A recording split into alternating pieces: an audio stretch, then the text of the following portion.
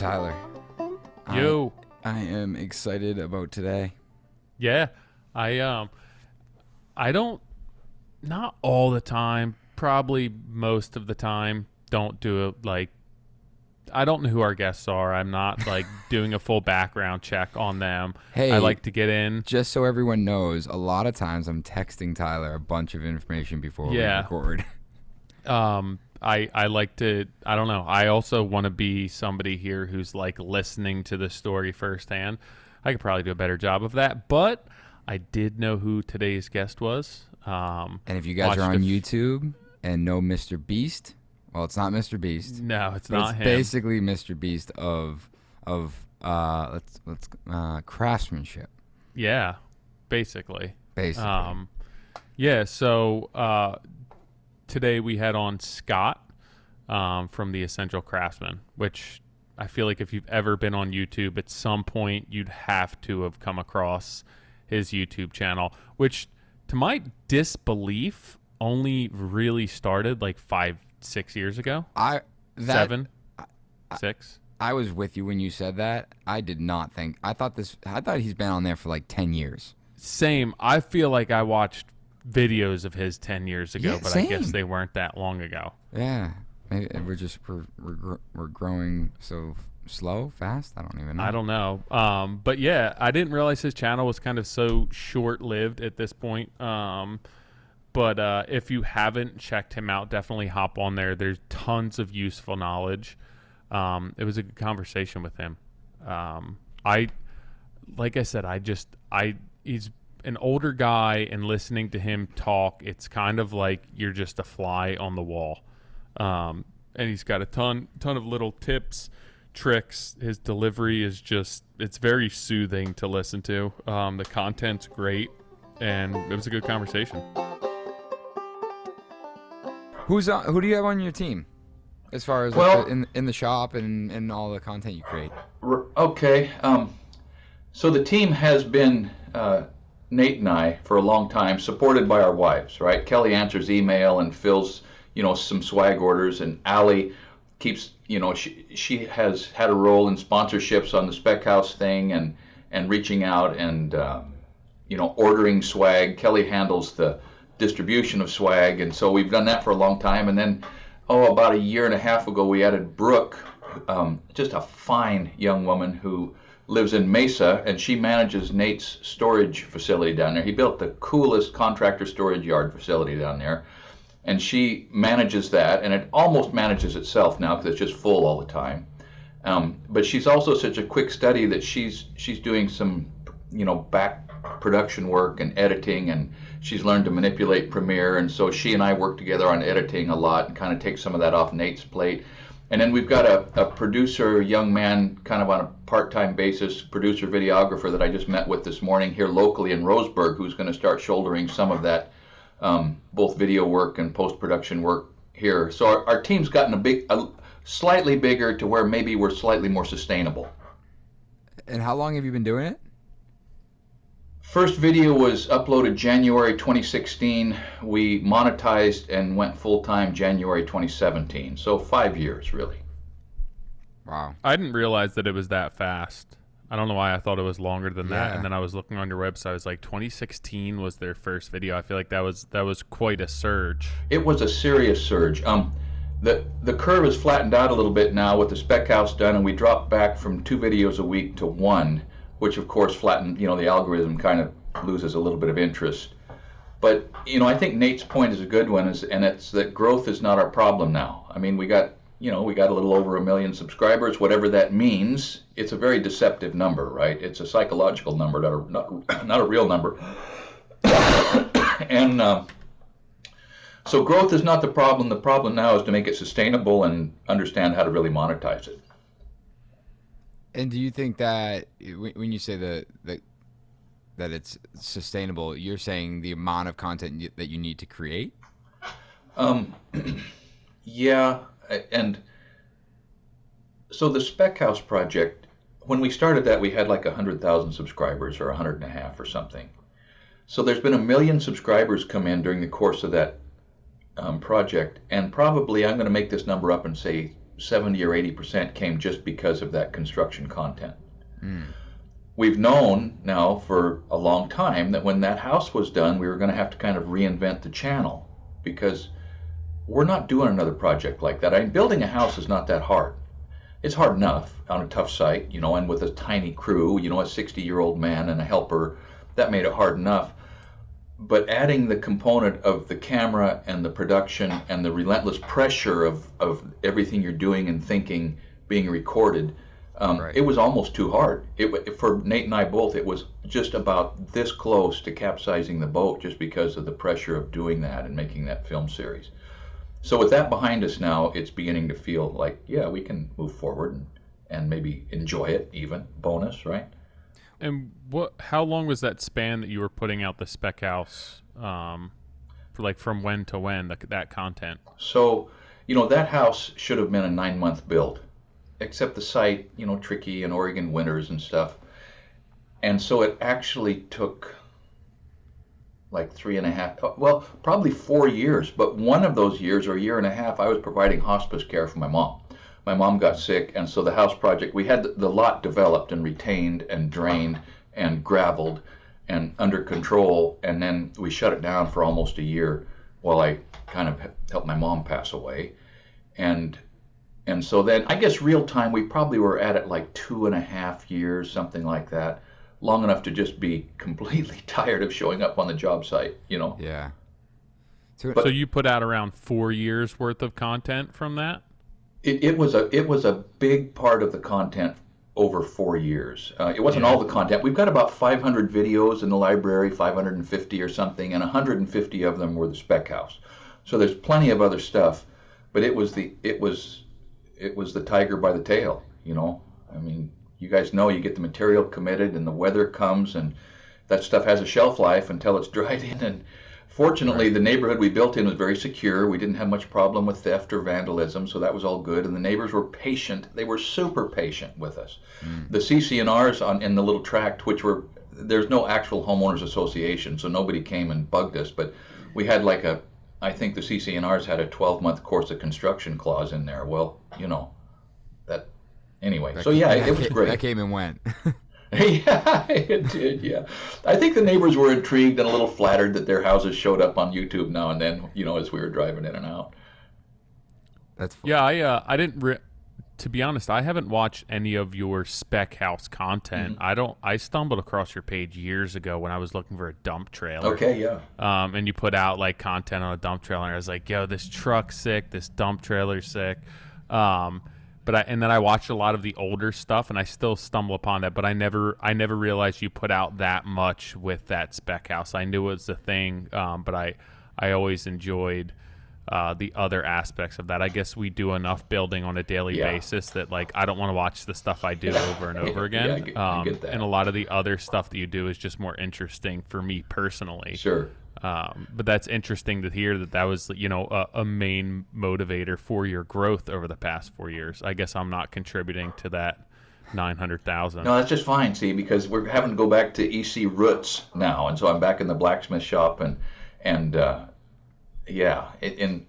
fact, there's going to be, in my opinion, some interesting stuff coming, other than that house, but I have a wonderful daughter and son-in-law who just moved back to Roseburg last summer, and he needs a shop. So I'm going to build a 26 by 36, 16-foot plate line little shop. And that's going to be a more relatable project for Joe Q average do-it-yourselfer. I mean, people can contemplate doing that. So, and that'll be easy. It's funny. I think I remember watching a lot of the house construction content. Tyler, I'm not sure why, because we do this every day, and we're filming all of our projects all day. But I want to say it was maybe the garage slab that you were replacing at one point. But I had always looked at that content. I thought you were building multiple homes, like that. I think because of the probably the length of the project and seeing it pop up over the course of multiple years, I just had to be more than one house. Yeah, I was like, oh, he must be building a couple houses a year. Yeah. No, my niche. I've been so I worked for other people in a couple other states, and then moved back to Oregon in 1994.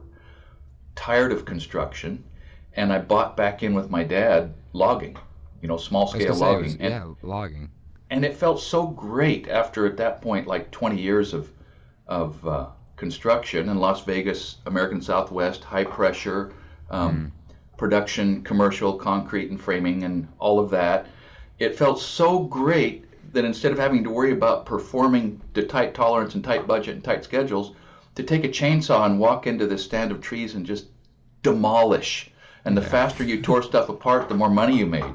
And nobody was looking over your shoulder. All you had to do was stay alive. And so it was a wonderful respite, you know. And then as the logging industry changed and as I realized, wait, I'm not going to be able to feed my young family up here doing this, I stepped back into construction, got a contractor's license here. And I'm a variety junkie. And so I've been doing one or two small houses, lots of additions and renovations and remodels and small bridges and swimming pools and steel fabrications and technical concrete and just a wide variety of things, and then added the blacksmithing about 15 years ago and started upselling people on architectural ironwork in connection with those things. And so that's what I actually am. It's a very small contractor and with experience in big jobs for other people up here. It's funny that you just used the term small contractor, and I used to build bridges in the same in the same sentence. It's Okay. like, and I'm sure they were probably smaller, little. like single car bridges or something Yeah. like that. But I Yes. want to go back to logging, and like that's what I was intrigued about when I learned that like you were in that industry, because you know, of course, TV, like they get the American Logging Show or whatever it is, but it's Nonsense. you know. It is nonsense. It's complete nonsense. It's all drama. But you said exactly what I was thinking, is that the only thing you really got to do is stay alive. And I'm not saying that it's not skillful, because like it's like there's definitely skill to it. But it's one of those trades that I like every once in a while. Like I'm a builder, and at this point I'm a content creator and a business owner, and I don't work with my hands nearly as much as I used to. Yes. And every so often I get into this mindset of like I just kind of want to go back to beating the crap out of my body. Yeah. And when I watch that logging show, I'm like, man, that looks like a lot of fun. I feel like I would go home and be like, yeah, I got something done today. Man, it's true. And some of the counterintuitive parts of that is, you know, construction, like you just said, is so hard on your body because 80% of construction is handling material. You know, right from the staging efficiently and deliveries on time to picking the board up effectively and using the leverage to move it around. You're always bending over and picking stuff up and putting it in place with your hands and with your shoulders and your knees and your back. But logging now, modern logging, it's almost all so mechanized. I mean, your personal strength is not enough to do any logging, and so you're using equipment. And so counterintuitively, when I went back to logging up here, my back got better, my flexibility got better, I got to where I could sleep on my shoulders again for a while, and I kind of healed up in the process of moving around on the hillsides. And you know, a chainsaw weighs, what does it weigh? Somewhere between, you know, a dozen and 20 pounds, and that's way less than putting 3 2x12s over your shoulder and trying to jog across the job site. And so yeah, you got to stay alive, but it is in many ways easier on your body until you get smashed. Is that what you meant when you said the logging industry changed, where it became more mechanized, and that's when you decided to get out of it? Yeah, as equipment has evolved in logging, it's gotten more expensive, and it has taken a lot of the hand labor out of it. I mean, there are feller bunchers that just crawl out there. Think of an excavator that's got a grapple and a saw, and it goes out across the grade. Wild.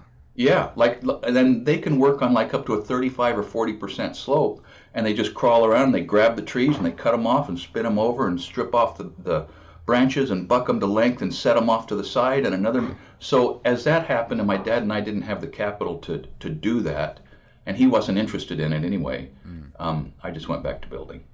Guys, this podcast is brought to you by Duration Molding and Millwork.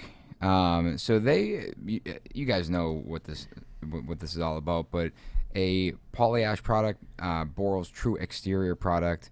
The guys at Duration Molding and Millwork, they are the manufacturer of moldings, millwork, and siding profiles, and including the lap siding, which is a traditional lap siding where it is tapered.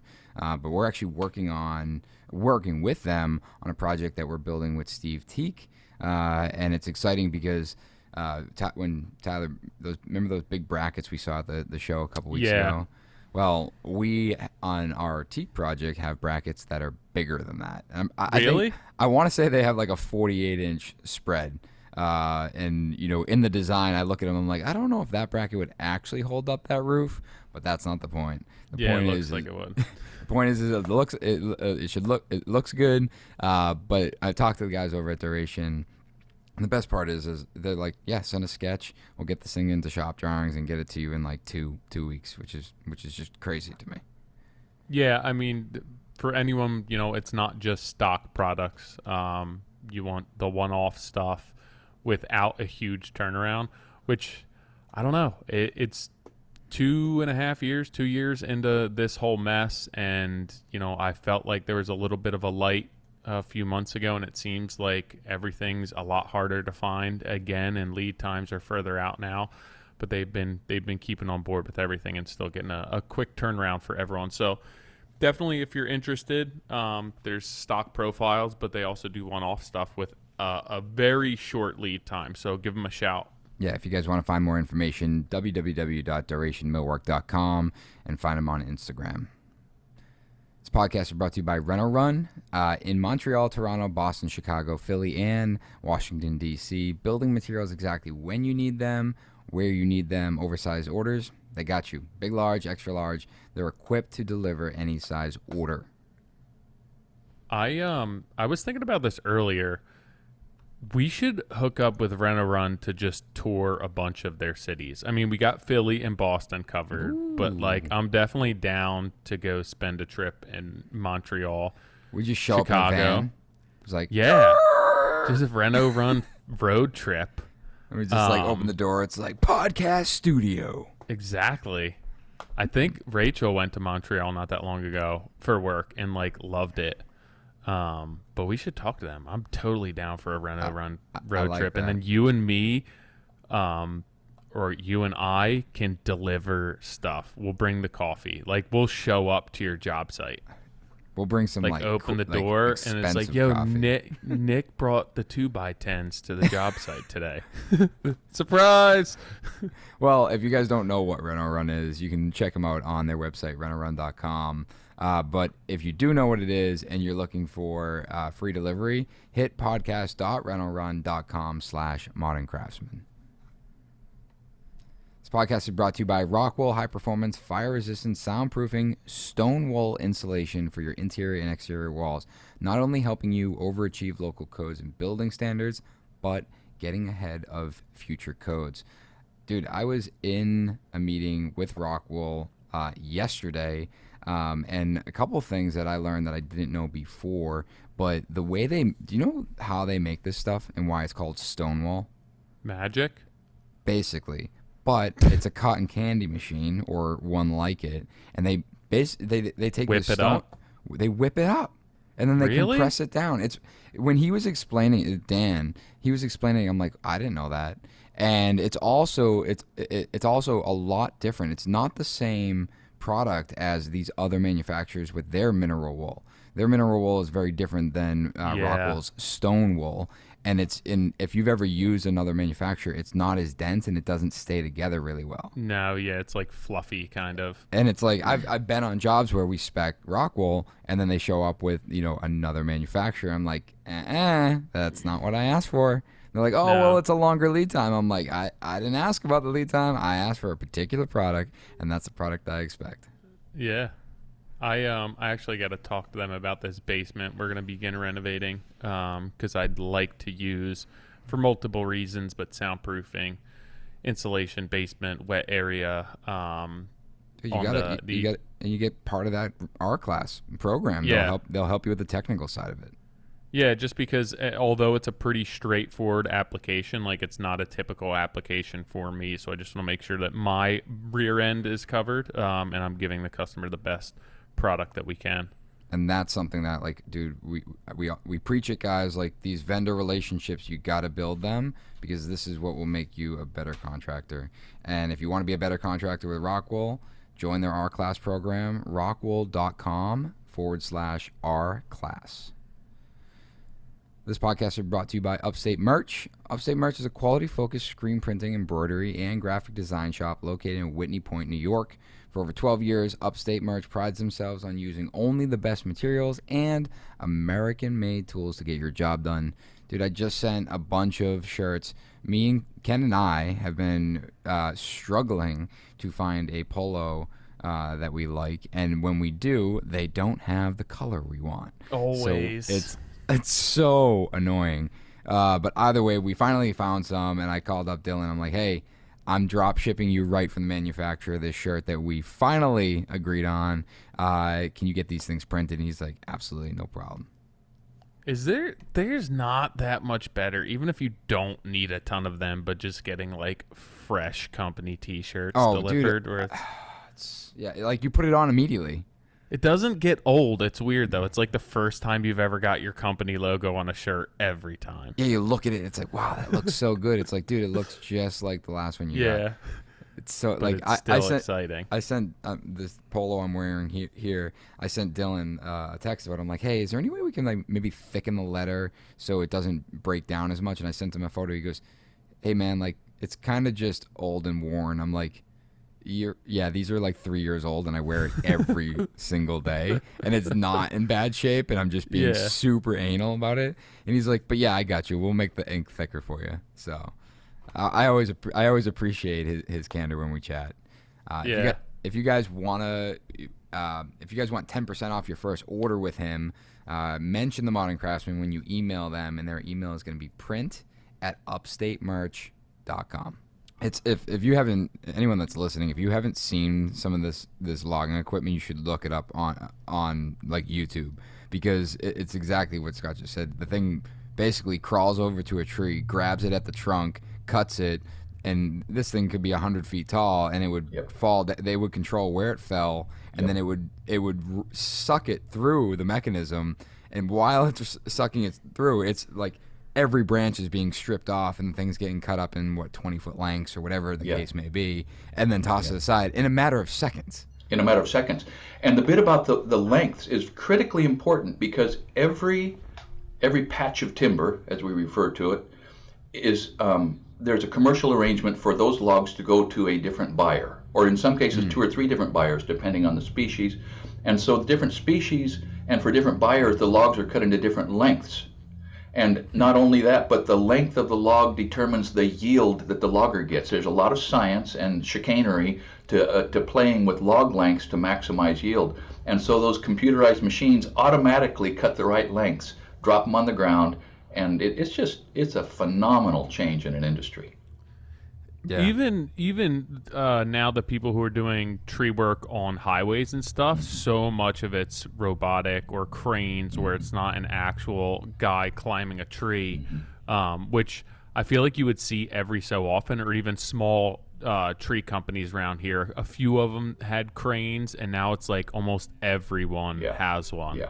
And these crawlers that can go into somebody's yard, put down these outriggers, and take down entire trees without needing somebody to climb them, which is like, that's just the way that it has gone. Yeah, and I've got to imagine, although it's hard to imagine what the next innovations will be, but I have to imagine the trend will continue, right? Yeah, I feel like the trees are it's just less labor. Go ahead, Nick. No, I was going to say the trees are just going to grow and automatically fall and drop into the pieces that they need to be. Yeah, bioengineering. That's right. Yeah. They'll drop into the right length. The limbs will hit the ground. Yeah, for sure. It's like, here's your 2x4 guy. It's got to be safer. It's got to be, more cost effective. That's the bottom line. It's less money. Yeah. And what is your thought on, and this is like a general statement, but like Tyler, you just said, these guys, like not too long ago, tree guys didn't necessarily have a crane, and now it's like you can't not have a crane if you're a tree guy. And I think about that with framers. It's like framers, now they have, like, if you're only a framer if you have a lull on the job site, and like a lift. But the logging industry example of one day being a guy that climbs a tree to the next day being out of business because a machine is doing it. What is your general thought on innovation and how it relates to craftsmanship?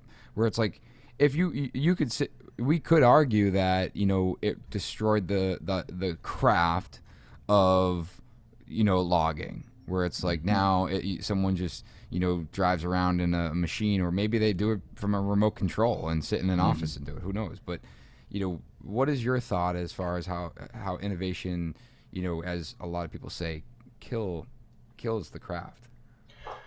That's a great question, and we could, there's a lot to say about that.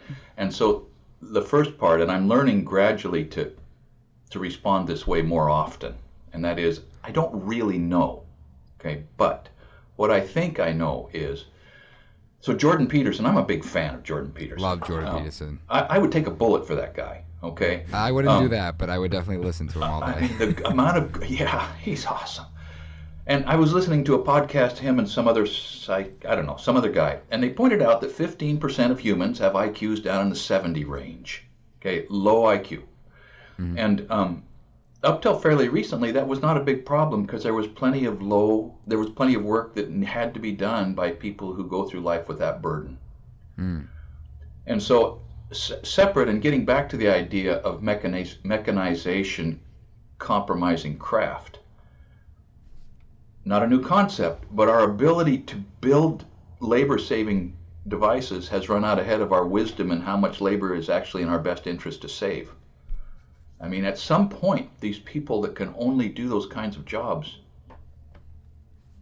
lose the ability to be self-reliant at all. Mm. And so what does that imply? And I don't know the answer, because all of these advances, at least in theory, can reduce the cost of living. So all of us can live a more comfortable life, expending less effort. You could pull the labor out of that. It drives the cost down somewhere if people compete on a level playing field or anywhere near level.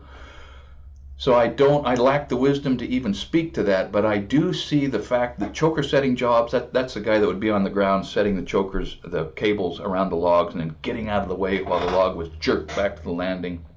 And timber cutters, it used to be, my dad was one of those guys that climbed the trees, cut off the limbs, cut off the top of the tree, rigged it, that is, tied it, put straps and cables down to the ground so the yarder would go to the bottom of the tree and the cables would go up through a giant pulley, like 24-inch diameter, hanging up on that tree, and then the cables go up, all handwork. And so the number of jobs in every industry falls as mechanization becomes inescapable. Mm. I have no answer to that, except it's going to create some number of problems. But to the idea of craft, I don't think it's any accident. Can I just add something to that? Like, yes, I think about Amazon. Yes. And obviously a massive tech company, but their the number of employees they have is staggering. It is. And I'm not saying that the employees that work at Amazon are low IQ, but I do think that there is an abundance need or a need for simple fulfillment jobs. And as I'm sitting here thinking about it, where it's like, there might be just that one person that just, whether it's dropping off a package or, putting a product in a box and then taping it up. And I know nothing about that. So sure. Again, I'm not trying to insult, but my thought is that it is designed to be a simple job and not take a lot of thought. And as I'm sitting here thinking about it, I'm like, well, that could be an answer. But the reality is eventually that's going to be replaced as well. Eventually.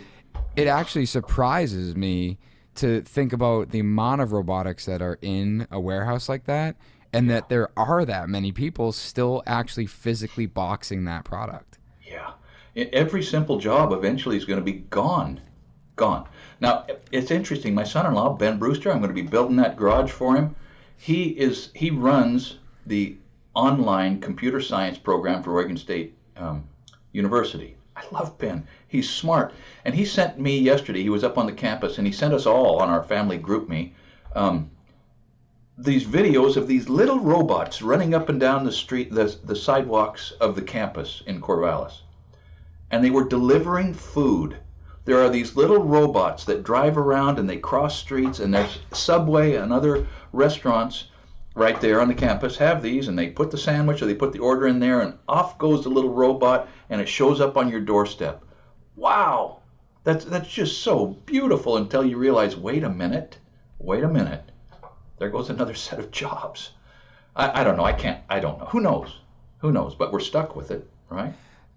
So, I mean, Tyler. I mean, I understand there's many reasons for doing so. If, I guess if it were driving costs down, more understandable. I think a lot of times after the initial investment, it's to be able to be more profitable. Yes. But then there's also, the whole user error, or the accuracy you get by using machines where you take the human element out of it, so you can get a higher caliber of construction if that's what you're looking for, or fabrication, or whatever it may be. Mm-hmm. So there's definitely pros and cons to it. I guess talking to you about it, it would even be, listening to why you named your company, for your blacksmithing operation, the Essential Craftsman. Mm-hmm. And being that, that was the essential craft to be able to create all of the tools for woodworking, for whatever it may be. Exactly. And obviously there's not a lot of people making cars, making shop equipment, the big companies that have an anvil that they're sitting there forging steel to make these. Mm-hmm. So I guess being that you do a lot of this stuff hands-on, and I feel as though you've romanticized the craft well. I think that you probably have a unique take on that. It seems like a lot of what you do is stripped down and kind of getting to the basics, and a lot of handmade elements, which I think obviously there's a price with that, but there's also something to be said for that, where that was made by hand. It's true, and I think we are all getting increasingly hungry for that. Right? I think there's a vague unease that everything we need to live comes from somewhere else, and it comes across the ocean, or it runs up and down the freeway, and it shows up on the shelf. And if I can't buy that, I'm screwed. And so this idea of being able to make things, I think, has a powerful, and like you said, a very romanticized appeal. People that watched me build that spec house, I've had people call me and email me and show up at the open house and say, I quit my IT job because I watched your channel and I saw these carpenters working across the street and I had to do that. And I said, you what? You don't tell me that. I had a guy who reached out. He was a physical therapist in Canada, and he just watched the channel and he just had to build things, and he quit his physical therapy gig. Now that also coincided with the pandemic and pressure there. And I said, don't tell me this. I'll never sleep again. But it's just so interesting that there is a romantic aspect to making things, and there's an element of fulfillment. I mean, back to the Jordan Peterson thing. He says, and I believe we don't want to be happy, we want to be fulfilled. And there's a powerful fulfillment in making things, and then making them, and then using not perfection but excellence as sort of the MO, and then holding that thought and waiting for your ideas on that, but going back to the idea of the benefit of mechanization. So when I forge, a railing or a knife, or let's take a knife. That's a very sort of apples to apples thing. You make a custom knife and it's sharp and it works well and it's beautiful, and if your time's worth anything and you can't get $500 for it, you better do something else. And you can go to any big box store and buy a knife that works just as well and holds an edge just as long for $19. And you can get on the internet and you can buy a beautiful Damascus blade from somebody in Pakistan for $25 shipped to your door.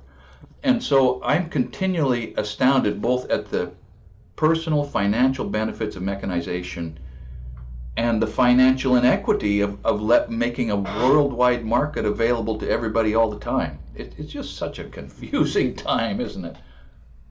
I think it's with anything. It's people will always challenge innovation and change, and let's just use we can relate for a moment relate this to social media. where it's like, oh, social media is bad. It's all this stuff. It's like taking your attention. Kids are addicted to their phones. And then you have the argument like, what about the television? Yeah. What about the radio? Like, everyone had issues with media. It's just media in general. We decided to throw the word social in front of it because it's where we hang out, like in the digital space. And people are always against that. And what you just, Tyler, when you said something about forging the tools, I'm sitting here thinking about the fact that, that's gone. And no one, and there's probably very little to no one sitting here saying, Craftsman really ripped the craftsmanship out of building wrenches by automating the process in a CNC. It's like that's gone. It's no longer a thought. We've always expected tools to be there. And on a separate note, like your reference to the knife thing is also interesting. Like Jesse James, he makes those crazy knives and he sells them. I couldn't even tell you what he sold them for, but I would have to imagine they're thousands of dollars. Thousands of dollars. And at the end of the day, it's probably still not even close to covering his time. Yeah. But the point is that, like, we attribute value to what I would call, or what I would deem the art of Jesse James. Like, you're buying it because of the brand he has built behind himself. Sure.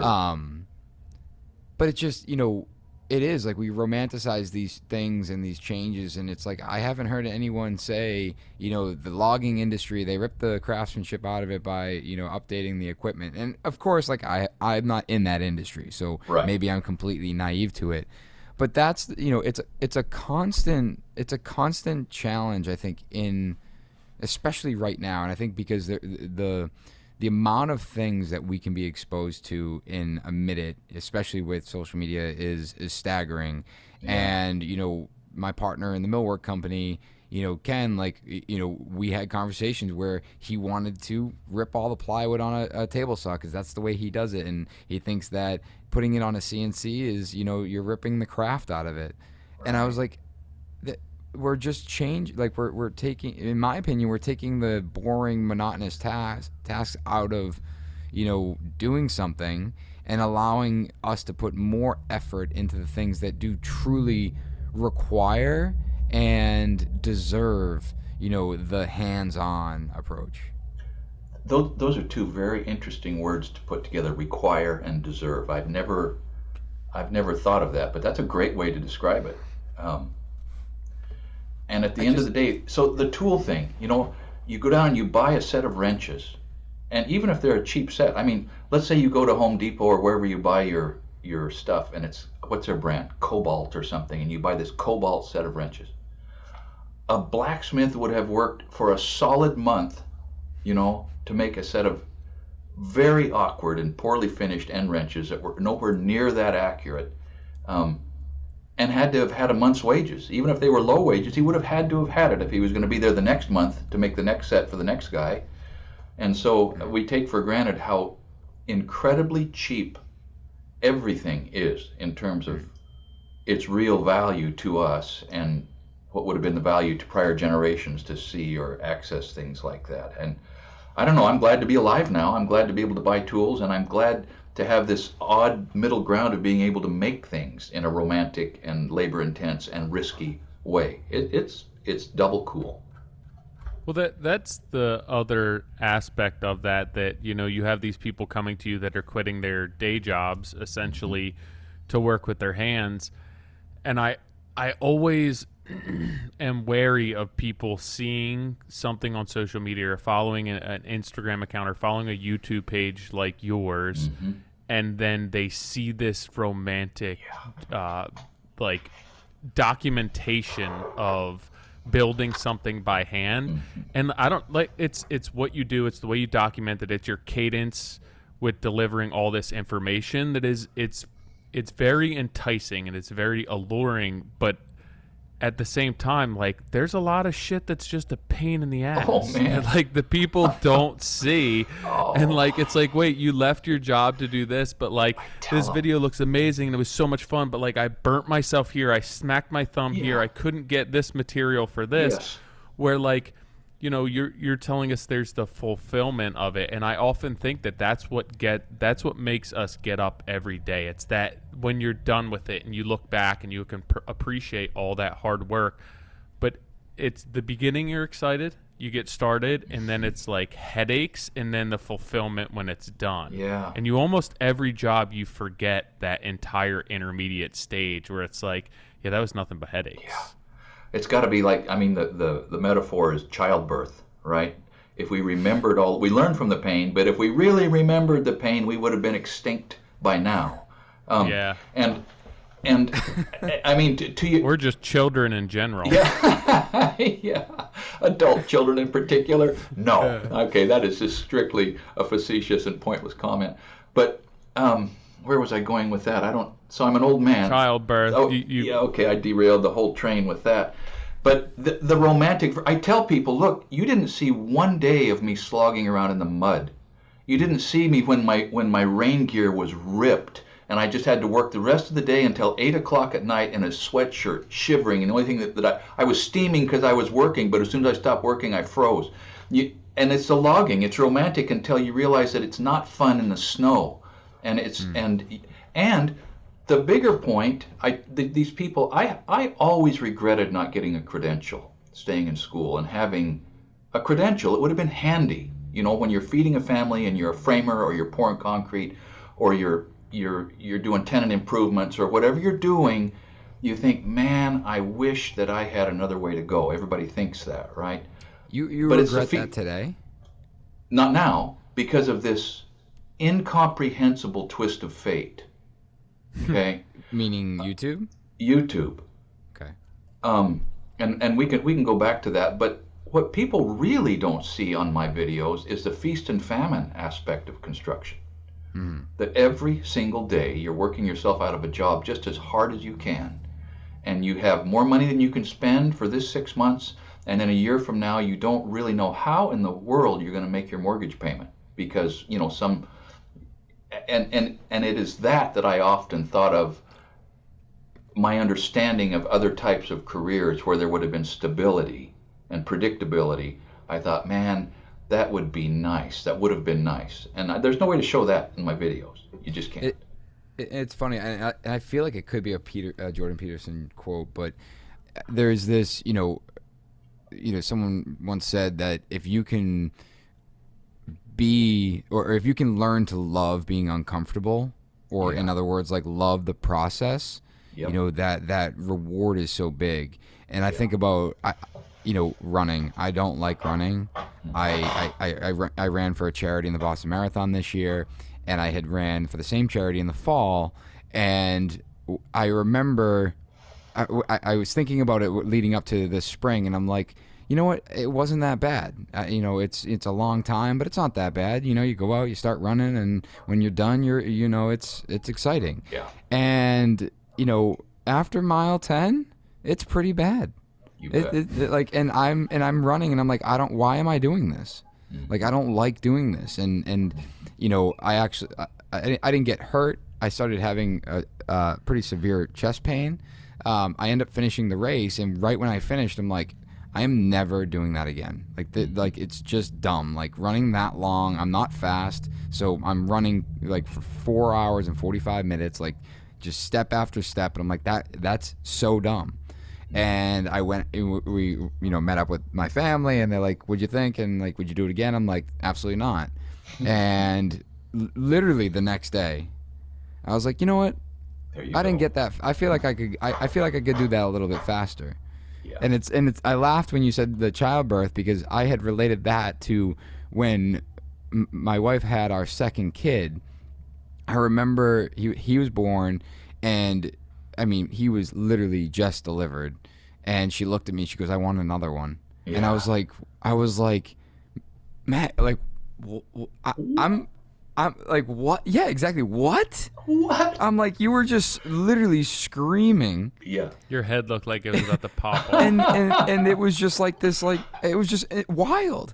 But you were about to collapse from the stress. If my wife was on this podcast, she would interrupt everyone and be like, listen, Nick got sick quote unquote, every time I had a kid. Meanwhile, his wife is, and I'm like, I know, I really did try not to get sick. I had no control of that, and I didn't throw up or anything. I just like every time the nurse looked at me and they were like, sit down. I'm like, I'm good. They're like, no, your face is about as white as the sheet of the paper over there, so sit down. You're gonna fall down, man. But we forget, like Tyler, you're exactly right. Like we forget that during like all of the stuff that we deal with in between, because getting going is so exciting and finishing is so rewarding it's like, carrying around a 10.5 pound turkey in your stomach for 9-10 months. Yeah. That like, how much that sucked. Like, and then the moment he's delivered, it's like, I'll do that again. Yeah. I'm like, it's so interesting. It is. So so the whole thing about being able to embrace pain, and be willing to seek it out for a particular outcome, it has to be important to us as human beings, or at least as mature human beings, because the people who distance themselves from discomfort at any cost, man, what a humdrum existence. So I know I'm talking out of both sides of my mouth here. I know that I am both saying that when I was 35 and a recession hit, and I was going from job to job to job to job, just really wanting somebody to put me to work, I thought a certain way then. But now at 65, having accumulated some skills, having worked with hundreds and hundreds of wonderful people and learned from them, having made a lot of cool stuff and having photo records of it and friends that I've made because of it, and looking back now, I wouldn't trade it. But when I was in there, I was fully aware that, man, there's a lot about construction that is incredibly grueling. And I guess that would be the thing. I would just want people to know that it is not a picnic. It's a grueling and worthwhile way to go. Yeah, I'm sure a lot of people see your videos on YouTube and they're like, man, he's got this nice life set up and it looks amazing and I want to be him. And I think to myself, like, at the end of the day, he's still 60 years old working his ass off. That's right. That's right. It's not easy at 35. It can't be any easier at 60. It's not.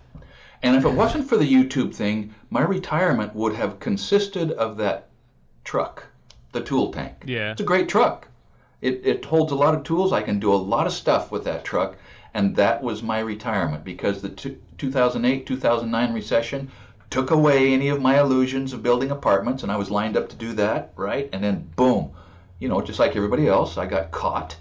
And so it was going to be, we'll just do this as long as we can do this. And so, yeah, that's the reality. That stuff happens.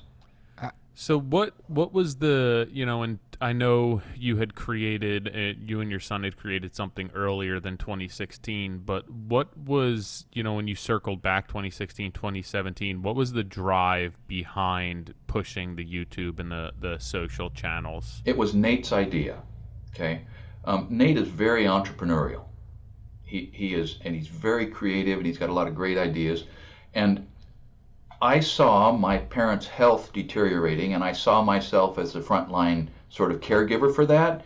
And so, I was thinking, I need to help this blacksmithing business get bigger so the contracting can get smaller, so I can be stationary in a shop a lot and not occupied and committed and stomping out fires on the remodels and the additions and stuff. And so I think Nate's first thought was, well, let's start a YouTube channel as a way to get a larger market for your swords and knives and gates and grills and railings and chandeliers and all of that. I don't think he had any idea that it would become viable on its own. So he started talking. He was up here, he and his family were up here from Mesa at Christmas. Dad, let's make some videos in the shop. His iPhone. What for? Well, for YouTube. We'll put up. What do you mean YouTube? Well, yeah, I watched this, and he had showed me the funny cat videos and the base jumping videos and all of that. And I thought, really? Yeah, Dad, there's guys that lay brick and people watch them do their work, and they might watch. And so it was his brainchild, and most of the best ideas were his. And so I think he was as shocked as I was when it turned out that people wanted to listen to the things that I was saying. And then we did a little video down in Arizona. I built a little garden shed, HOA compliant, for my other son down there, a little bitty funny little thing. And he recorded that with his iPhone. Wow, people like the carpentry. They like the carpentry tricks. And so it was just that, and it gradually got traction, and we looked at each other one day and said, well, it looks like we have to try this. And he had frankly done better in business at 35 than I had done at 60 then, and he could do it. And I said, well, I can tread water for 6 months, we can try that. And so we did that. And that corresponded with, so in Oregon, contractors' liability insurance, you guys are undoubtedly familiar with this. Every year they would audit me. What were your sales? How much was subcontractors? How much was payroll? Bingity bing bing, and establish what their real liability was. And then they would come back and hit you with some more money if they thought their liability was higher, but they would never give anything back if you had had a bad year, right? And so that first year of YouTube, my sales dropped. Boom. And I said, just kind of a gratuitous comment on the survey, the reason my sales dropped is I started a YouTube channel. Oh, okay. 2 months later comes a letter, we're dropping you. That YouTube channel exposes you to liability, we're not covering you anymore. I thought, okay. I wanted to be out of business anyhow, right? So that was part of the trigger for committing myself to this in a big way. What liability were they referring to? Because this literally just came up today in a conversation about the content we put out and who's liable for someone that takes that information. I think that must have been what they were worried about. And I have had lots of conversations between then and now about that question. And the answer is, I don't know. I don't know. You see YouTube guys who have disclaimers at the front of the video and at the end. Well, what good is that? That won't even slow up a really effective attorney.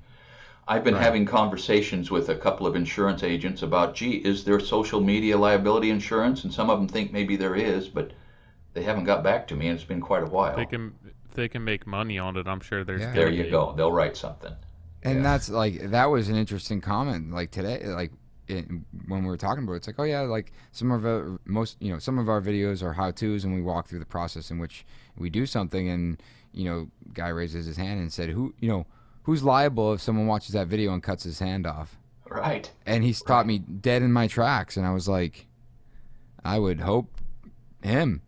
Yeah. Yeah, you would think so. I was like, I can't imagine that YouTube, right?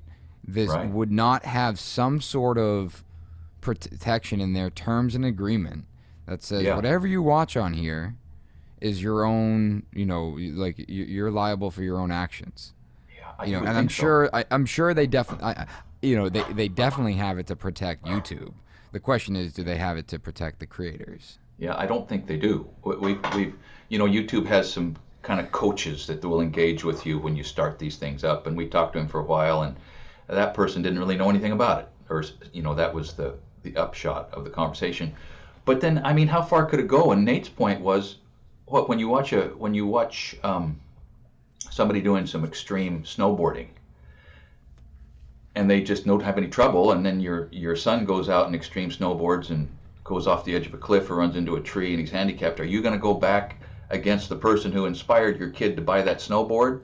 Doesn't seem but you likely. do see it on the bottom of the TV. But that we're says, also thinking of that through a logical mind, where there's a lot of people out there who, as we know, 15 or 70, a IQ of 70.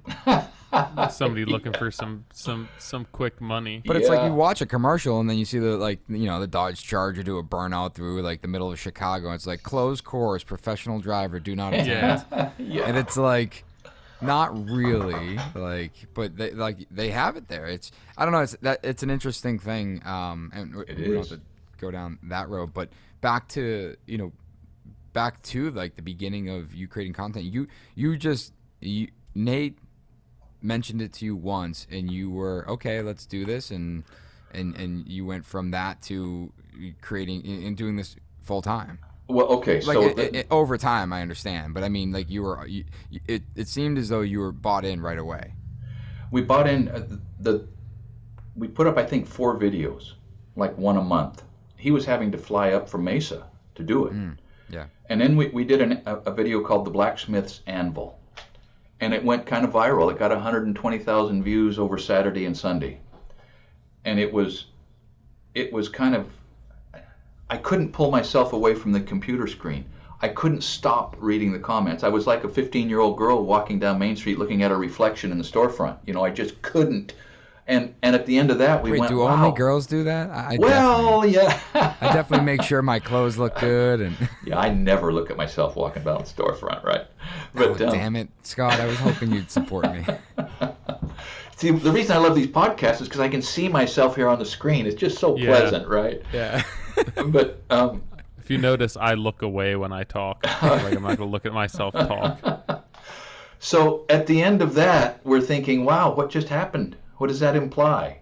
So we went from 300 subscribers to 5,300 subscribers over the weekend. Wow. Okay. And so we started putting out more content. And so that was in June. And so by January, we had 17,000 subscribers. And that was the moment when we had a serious conversation and said, okay, it looks like we have to try this. And so it took a year to get to that point. And then I think it was a considered decision. But then once you try it, you got the tiger by the tail with both hands, and so away you go. It's funny to think that you initially started the channel to drum up business for your, metalworking, where it's like if you were commissioning pieces right now based on your following, there's no way you'd be able to keep up. No. And then you're like hiring people, completely getting away from like what you're looking to do in the first place. Yeah, the craft is gone. Yeah. I'm just trying to fulfill orders now. Send them out the door. Who cares what they look like? So, craft. Are you guys familiar with David Pye? He was a philosopher in the United Kingdom in the 60s. And he wrote at least 2 books. And the first one is The Nature and Art of Workmanship. You're going to like that book. And he coins the term in there of workmanship of certainty versus workmanship of risk. And he sort of describes workmanship of certainty as, power tools using jigs and appliances. If you put a featherboard on your table saw and you've got a stop clamped to the top of the fence and you're running boards through there, you know exactly what size the boards are going to be when they come out. Or if you've got a shaper and a table, you know exactly what the profile is going to look like of each piece. That's workmanship of certainty. And the Industrial Revolution tried to input workmanship of certainty in as much as it could. And now here we are, where incredibly complex tools are made for pennies, okay, with workmanship of certainty. And workmanship of risk is, think of a wood carving or Michelangelo. The further Michelangelo went into carving David, the higher the risk became that one bad blow would destroy the whole project. And the risk escalates and escalates and escalates to an insupportable amount of tension until it's done.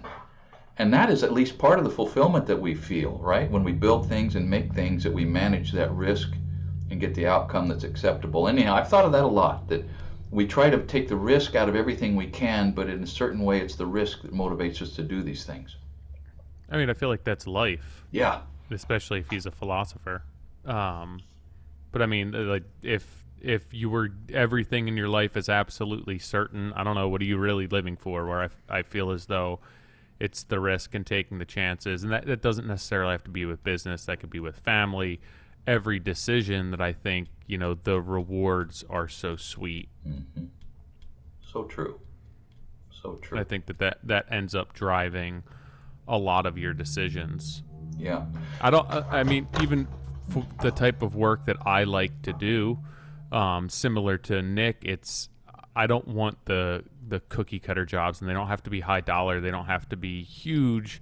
I like the unique projects where it's like they're coming to me because nobody else either wants to take the time to do it or to figure it out. Mm-hmm. And that's kind of what gets me going and get up every day, or even interested just to see another project. Yeah. But boy, it's hard to actually make money like that. Inventing the wheel every day, you don't get the economy of scale and repeatability, and I could never figure out how to train a workforce to do things where I would have to figure it out every day. And so how do I find somebody like me? And then as soon as I do, he's going to be out on his own. So there was that element for me, that the variety junkie aspect of my personality kind of put a lid on my economic paradigm. Yeah, with that, absolutely. and with that being said, like, this is where my argument comes to innovation in woodworking specifically, and the use of CNC and the use of these computers and robots and more complex tools, is that you have this opportunity to, yes, you can use it for the monotonous tasks that don't really require creativity, but you can also utilize it on the wild side of creativity, where it's like you think about like what it would take to carve that statue again, right? Where it's like to do that by hand, that risk becomes so high. Where it's like if you were to work with today's equipment, today's computer, CNCs and things like that, you could actually bring that to a whole nother level of detail. That's right. You can create. Sorry, going back to like woodworking, it's like we think about, we had this integrated pull on a pocket door that we did, and it was really hard to understand how to do it, but it was actually quite easy to model it on the computer and then send it to the CNC, and we were able to accomplish something that not that we couldn't have done by hand, but we probably would have chosen not to because the risk would have been too high that it would have failed. And it would have been completely unaffordable for somebody.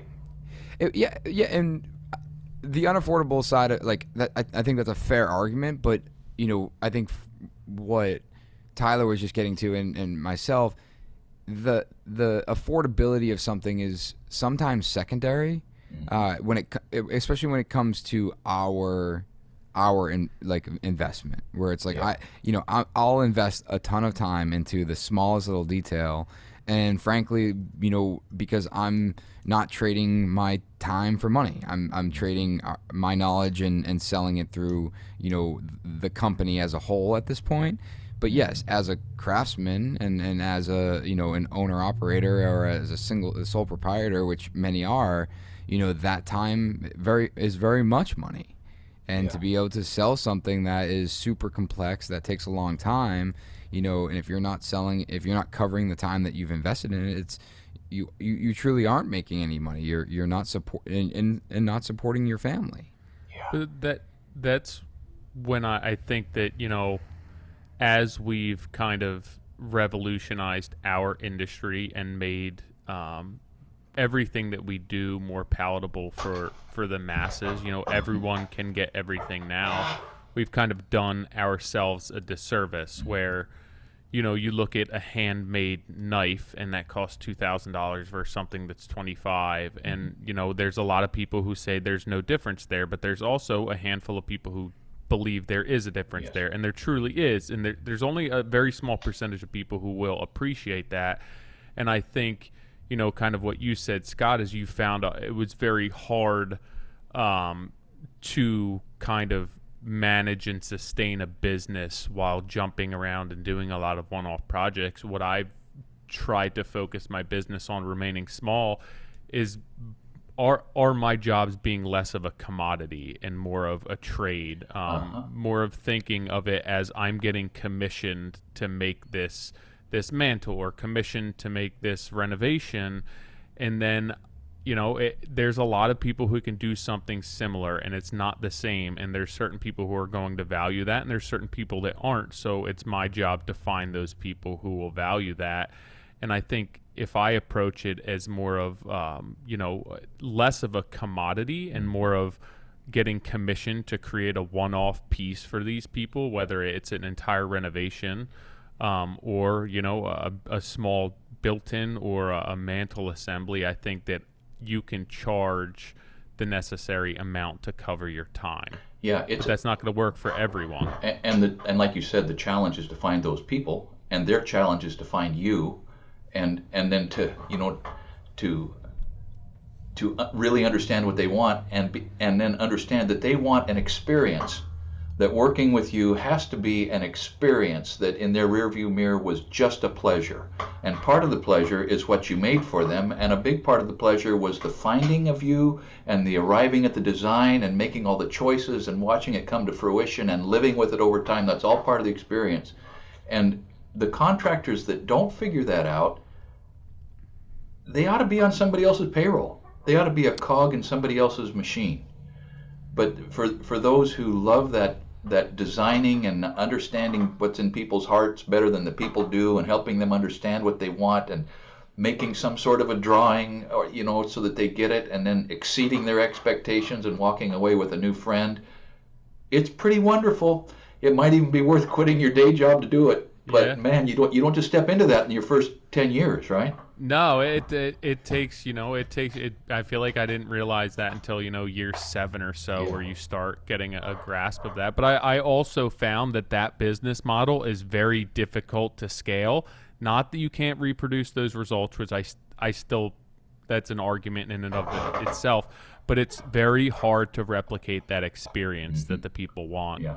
And I think that's the biggest challenge there. If you're looking to scale that type of business where people are coming to you to pay a premium for an experience, and now you're handing that off, it'd be the same thing as somebody commissioning you to make a gate versus going to the fence company down the street that has 10 in stock that you can alter your opening size right. to fit. They're two completely different things. Certain customers are going to want one versus the other for whatever those reasons are. Yeah. And this is Go ahead. is Sorry. where it was, going a couple episodes ago about like treating what we do as art, and the general population, right? If we want to relate this to homes, the general population is very okay with spending just an average amount of money and moving into a home that is very simple, that protects them, keeps them safe and healthy, and has the amenities needed. But there's a small percentage of people that will spend an enormous amount of money for something extremely custom and catered exactly to what they want. It's the same thing with the automobile industry.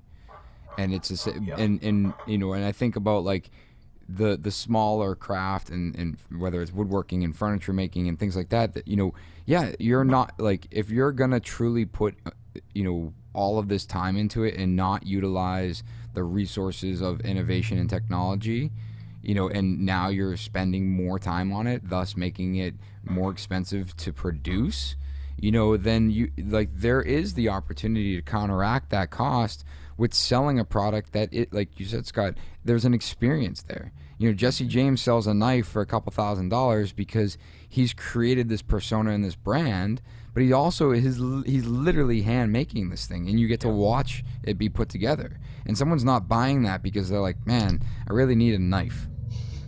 That's right. They're buying it because, like, man, I really want a handmade Jesse James custom knife. And That's right. My wife, she bought me a pocket knife, and it was a very expensive pocket knife, but it was handmade. Yeah. And I value that thing. I don't put it in my pocket because I'm like, I cut up a lot of boxes during the day, so I need a nice utility blade. I'm like, Yes. no, it's a pocket piece. Like, yeah, I'll use it to cut something, but it's like jewelry. It's like a piece of art. Someone handmade that. But that's why I feel as though remaining smaller, and having the ability to take on smaller jobs, it gives you an opportunity or it gives customers an opportunity to kind of get a piece of that, where it's like, hey, yeah, we can afford this room, or we can afford the kitchen or the bathroom in my market. Like, that's a pill that these people can swallow versus let's do that on a 4,000 square foot house. Like, you can buy the single knife rather than the entire knife set. Yes.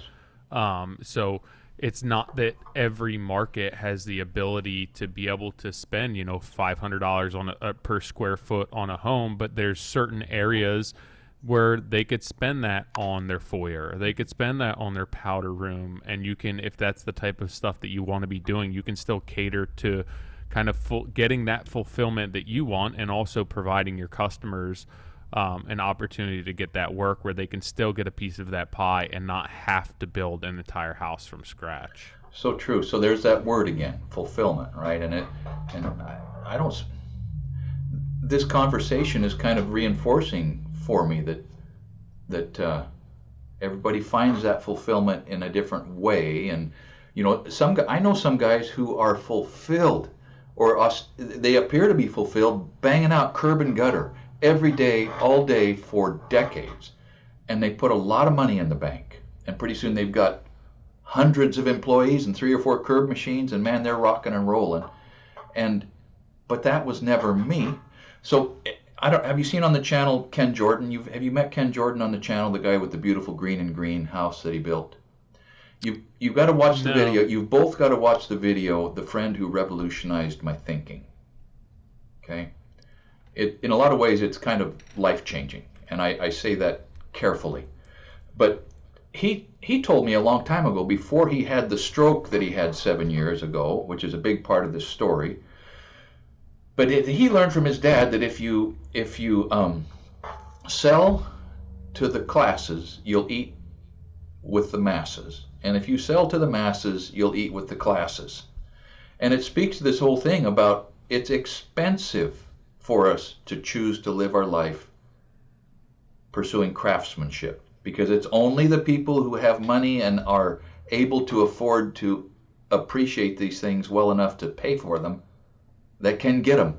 And so it's necessarily a smaller market. Now, you guys in Boston have got a much bigger market than I do in Roseburg. Okay, and that was the reason that it seemed like I had to go to the internet to market my wares. You know, the market it's a big thing.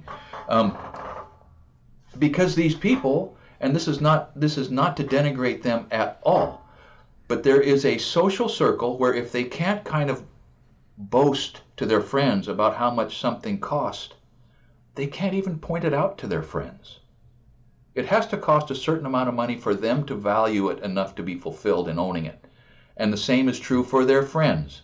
And so I believe, at least with architectural ironwork, hand-forged art iron, it's so labor intense that those are the only people who can afford it. And I don't know if it's that way with woodwork, and there were not enough of those people in Roseburg to support a remodeling business of that sort. But it's interesting that we all are looking for fulfillment in however it is that we can find it. Yeah, and I would say that that's an accurate assessment. I think that finding that market for yourself is what you end up having to do if that's what you want to do, unless you want to work for free or for nothing. And I think that is definitely doable when you're young, and then you start having a family and kind of realizing that life costs a lot of money. And I think that you either have to figure out, I think you have a couple of choices of which route you want to go, but if you do want to pursue the craft, you have to find a business model or mentality that's going to be able to support that, because it's very difficult to support that on a large scale in a lot of areas of our country or the world. True that.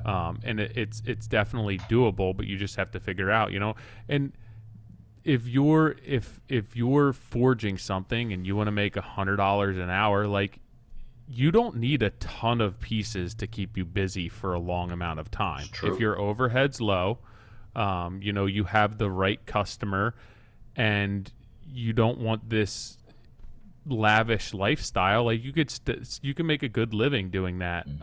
It comes down to kind of what you want, but it's definitely difficult to scale those type of operations.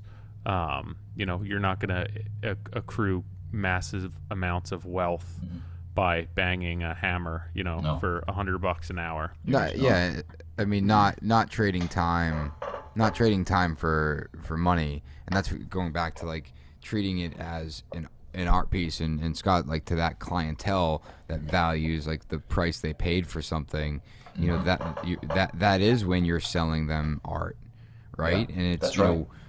I remember doing a project early in my career before I started my own company. We were in this home, we were doing a renovation, and the all the furniture in the house had price tags on it. And I thought they had just moved in, and I forget if I asked or if she just made it a point to point out, but she was like, I remember she was like, yeah, this piece right here was $36,000.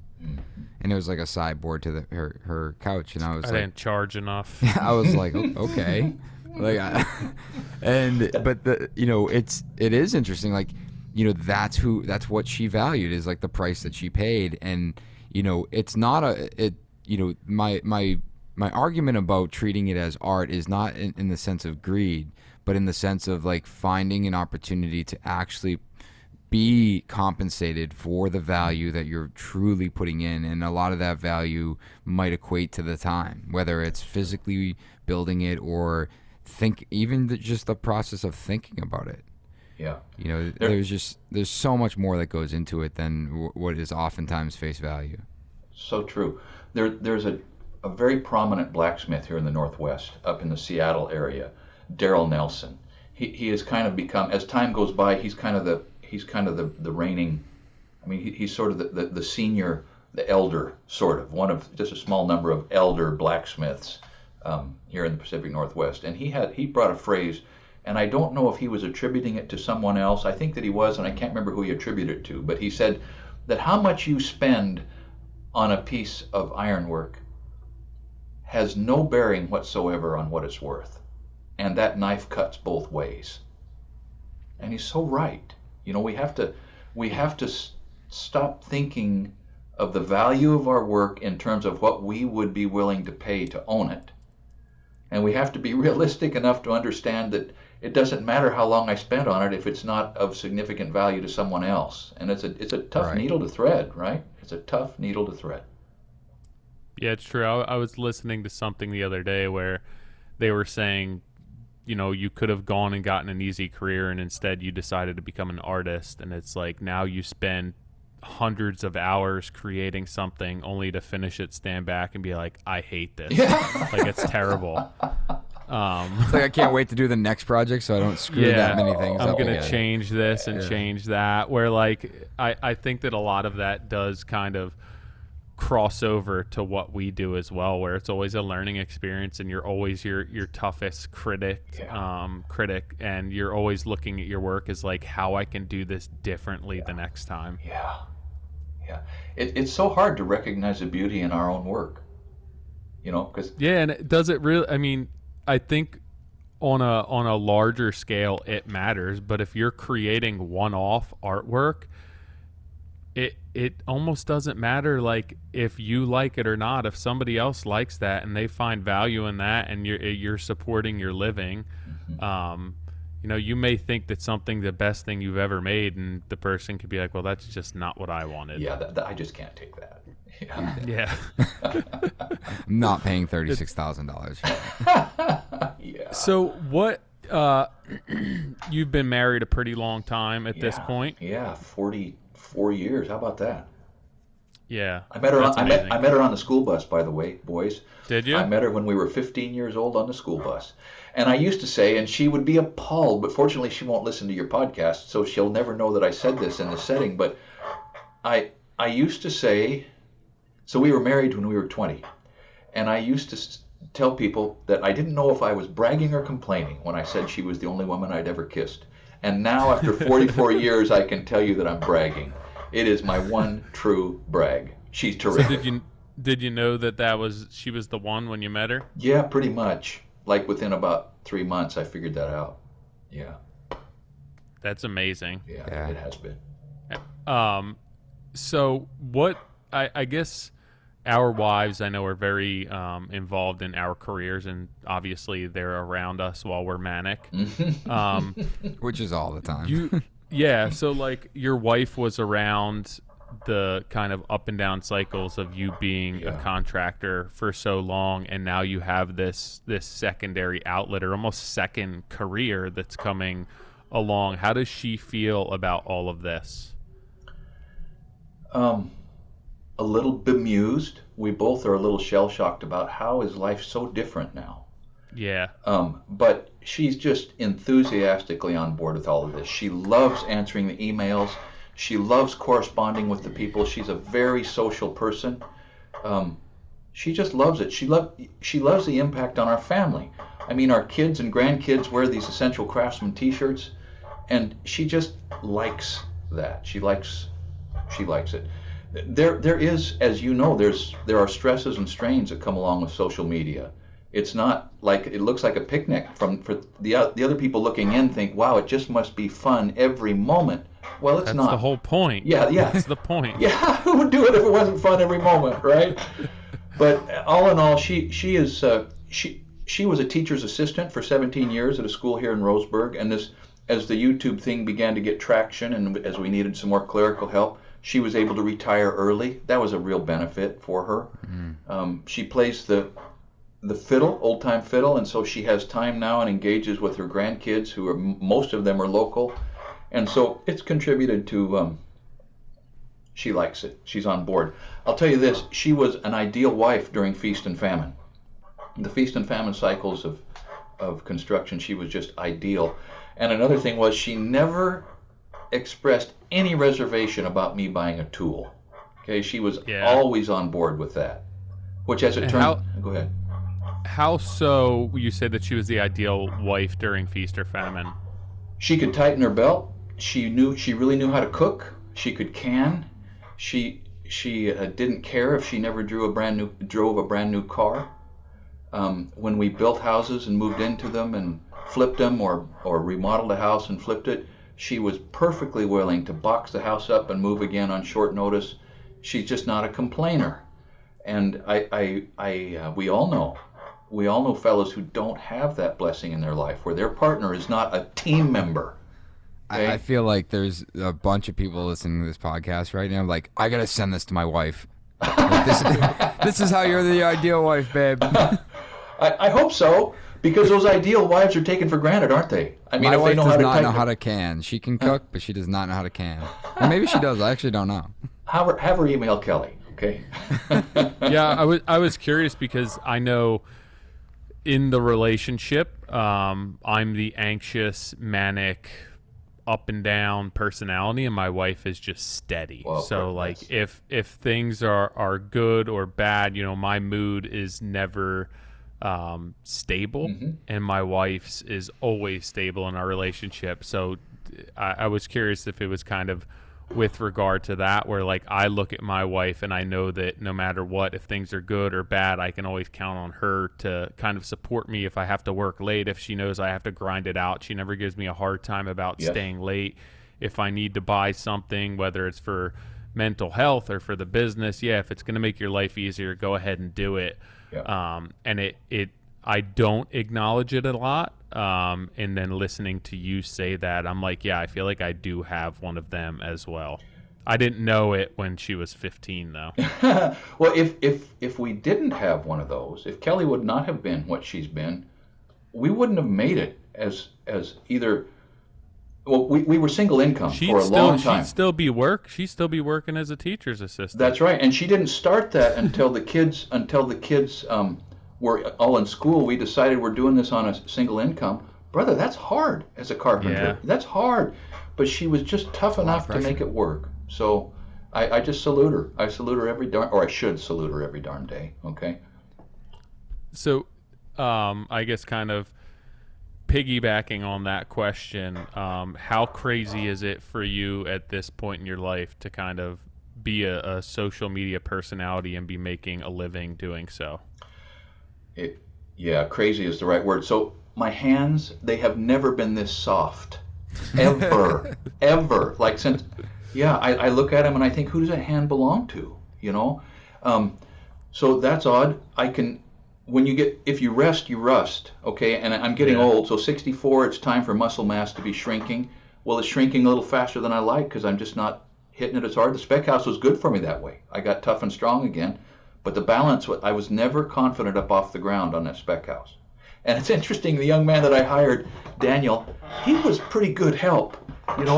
He was pretty good help. But first day he said, boss, I'm no good up off the ground. Okay, fine, son. And then I was only 62 or 61. I'll go ahead and put this roof on by myself. You pass me the ammunition, I'll get up there. So, but back to your question. It's at once incredibly flattering and energizing, and I miss anonymity. I've got a little Toyota RAV4 that I love to drive around instead of the tool tank. I just love it. I can just slide up and down the streets of Roseburg and up and down southwestern Oregon.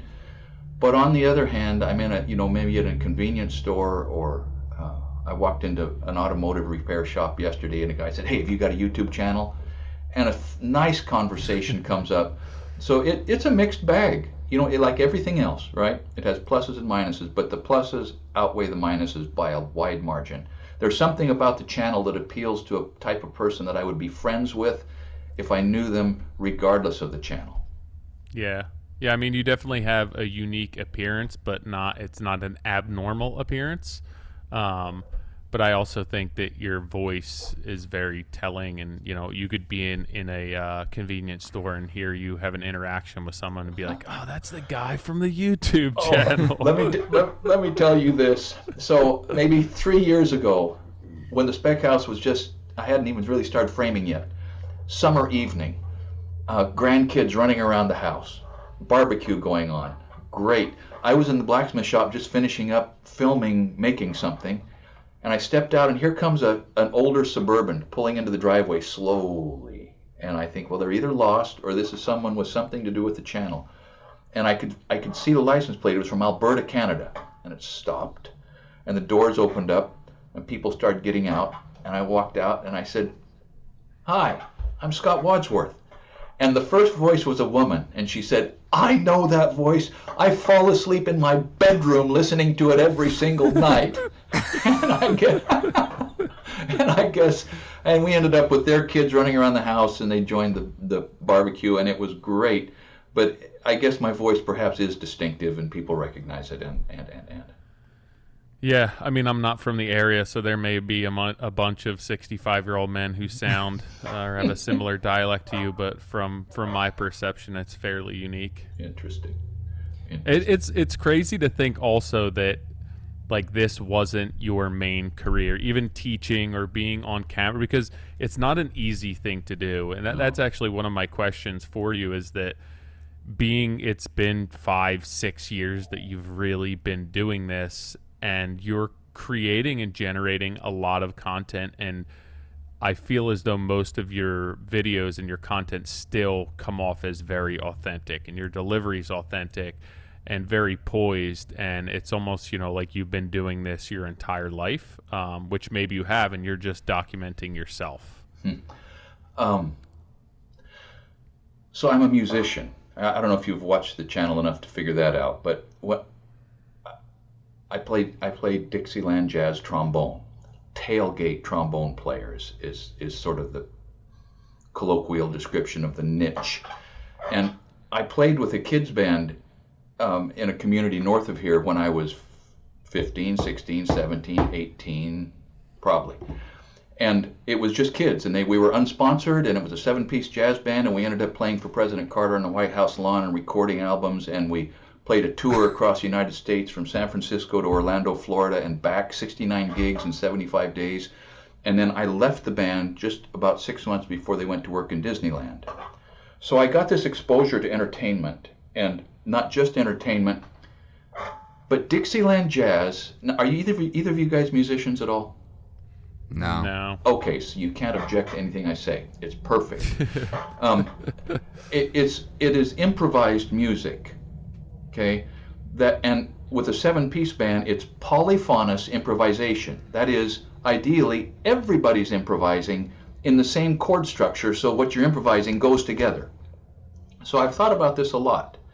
And that experience of improvising, that is just standing up there and winging it into a microphone in front of a crowd, I think was very formative and made me comfortable with this setting. I've also taught a lot of church classes, Sunday school classes, and so I've had all of that experience, and I don't know, it's kind of convergence. It's a lot of experience that kind of ended up in one spot, and here we are. So do you structure a lot of your content, or are you just like, hey, let's have a rip at this and see how it turns out? Well, Nate has always had a big role in producing these things, and he came up with a lot of the titles. And as you guys probably know, it's best to work backwards from the story. The title of the story, you work back to the content, if you can. A lot of it, though, is just driven by the things that I do and that I know how to do. Hey, son, here's a trick, here's a tool, here's something that's coming up in the Spec House that we're going to be able to show. And so it's been kind of a hybrid of that, his social media sense of what would make a good next step, and my sense of what I know how to do and what I'm confident speaking to. Most of the online, speaking is relatively extemporaneous. We do have a teleprompter now that'll hang under the camera. Don't use it very often because it's a little stilted and it's a little hard to get the flow right, but sometimes we use that. We used to have outlines on a whiteboard behind the table, and I would just glance at the bullet points and then riff on that. But in general, probably it's like the music. About 80% is full improv and 20% is structured or arranged. Yeah, and I know, Nick, you're similar. I would agree that I have a similar mindset where if I have to speak to something and it's something that I'm confident in, I understand my processes and how I go about doing that, it's far easier to just kind of riff on that. Oh my gosh, yeah. Rather than be fed lines or have to memorize something. And I think that a lot of times that if it's just coming off the cuff, that it's so much more authentic, that delivery is natural. It's the way that you talk, it's the way that you stand, it's the way that you act, breathe, rather than trying to force something. And it's like, this dude just looks like he's on camera right now. Right. I would second that. I mean, like I filmed earlier today, and it was just, hey, just you're gonna riff on your thoughts on the last couple of days. Blew through it, couple minutes, done. And then they're like, all right, we have a couple specific questions for you. I'm like, oh, that's gonna be an issue for me. I'm not, not good about scripted questions, but I'll give it my best shot. And sure enough, it was like take 3. Like, it's like, all right, I got it. Yeah. So Nate gets a little impatient with me because I get kind of anxious about these things and anxious about what I show when I'm building this. No, Dad, we can cut that. And he can clip things together and make it look coherent, but clearly that's cheating. But it is pleasant when it starts rolling and it's a topic, Jordan Peterson says you can speak extemporaneously if you know about 10 times more than you need to know to fill the time that you've got to fill. If that's the case, you got no problem. But if it's not, you better have a cheat sheet or something. It's true. I a couple of months ago went to teach a course for MT Copeland, and there was a slight misunderstanding between myself and them as far as prepping for the coursework. And I've always dealt with people who wanted it more structured, and they wanted me to kind of act a certain way, dress a certain way, speak a certain way, and pitch things. And we got there, and they're like, yeah, just like whatever your lesson plans are, run with it, and you can just teach. And I was fairly unprepared. Right. But it's something that I've done enough in my life, and I understand how to do it, that I, for 2 days straight, walked through everything, doing the work and speaking to it pretty much without skipping a beat. And it was, had I not understood what I was doing, like I would have been at a loss for words. Yep. Or I would have needed to be prompted that. If you understand what you're doing and why you're doing everything, and your brain's the type of brain where you're questioning, like, why am I putting pressure on this side versus this side? And then all of those things kind of pop up in your head as you're doing them. Yes. And then just articulating that to the camera, where it's like, it's all this use, like that's the stuff I think the morsels that people eat up, where it's like, that never even crossed my mind, but for you, that's just second nature. And it's just like, it's coming into my head and out of my mouth at the same time, just because you've done it for however many years. Let me share with you my biggest insecurity right now, and that is memory issues. So I'm not. You were talking about memory issues. Thank you for that. I depend on that sort of feedback from my producer. Okay. So I don't have anything diagnosed, and I'm 64, and so the apocryphal thing is that the first thing to go is your memory, or maybe the second thing. But I sometimes have real trouble remembering where I was just a few minutes ago in the conversation. And that builds a lot of insecurity when the camera's running, because I'm thinking, wow, if I need to hearken back to that, if there's an idea that was not fully developed back there that I'm counting on right now being available when I get to the end of this idea, how do I know I'm going to be able to recall it? Now, so far I'm okay, although sometimes I can't remember what I had for breakfast, or at least I tell people that, but it is a thing. So don't take it for granted, you young guys, that the memory is dependable and strong as you do these things. I feel vulnerable there. It's true, and I think that anxiety that creates, it's definitely magnified once you have a camera in front of you. Oh man. Where like you could feel completely fine, and then I feel even a lot of times when I'm doing it, I'm thinking in my head, what if I forget this, Yeah. while trying to Yes. kind of articulate what I want to say, and then maybe slightly forgetting something. So it's like, if I just shut my brain off and did what I had to do and not had to, worry about potentially forgetting something, I'd be better off. But it definitely, as soon as things start going, you're like, well, where was I? And you're trying to kind of track yourself back on before anybody can realize that you're completely off topic. So I mean, I'm sure that 64 doesn't help, but I also don't think that that's unique entirely to you. Yeah, good. No. Yay. No, I think at 36, no need to be I insecure. forget what the heck I'm doing most days. So are you if I guys- make it to 64, Are you guys I'll both? be set. You guys are both 36, mid 30s, 40s. How old are you? I'm 34. I'm 36. Okay, you are my son's ages. And that's pretty awesome. Pretty awesome. I was careful not to turn my boys into carpenters. Why? Yeah. Because I was. You remember I told you that I wish I had a credential. I had wished that I would have stayed in college. And I saw the industry, and you've probably seen it. The industry snatches up the sons of general contractors and carpenters and builders and architects. Especially if you're the son of a general contractor, you know how to use the tools. You have an idea how to read the prints. You know how to run back and forth to the pile of studs. You know how to climb a ladder. You're probably okay up off the ground. And you're strong and you're fit. And the industry comes around, metaphorically speaking, and puts its hands around your shoulder and say, hey, son, come with me. I'm going to pay you, pick a wage. I used to say $40,000. Now I'll say $70,000, and you can drive this pickup and you can boss these guys that are twice your age. And bam, they're a carpenter. They're a builder, without having taken a breath long enough at age 18, 19, 20 to think, wait, do I want to do this? Right. And so I felt like I was not sticking my boys' foot in a trap to teach them carpentry. And I tell them, look, when you grow up, if you want to be a carpenter, I can teach you in 6 months. But now the labor market has changed to where carpenters and tradespeople are in demand. And there's kind of a labor shortage. Whereas when I was your age, we were thick on the ground. We were thick on the ground and were poorly compensated, relatively. And so it's just interesting how impossible it is to foresee the future. And But do you think so, that?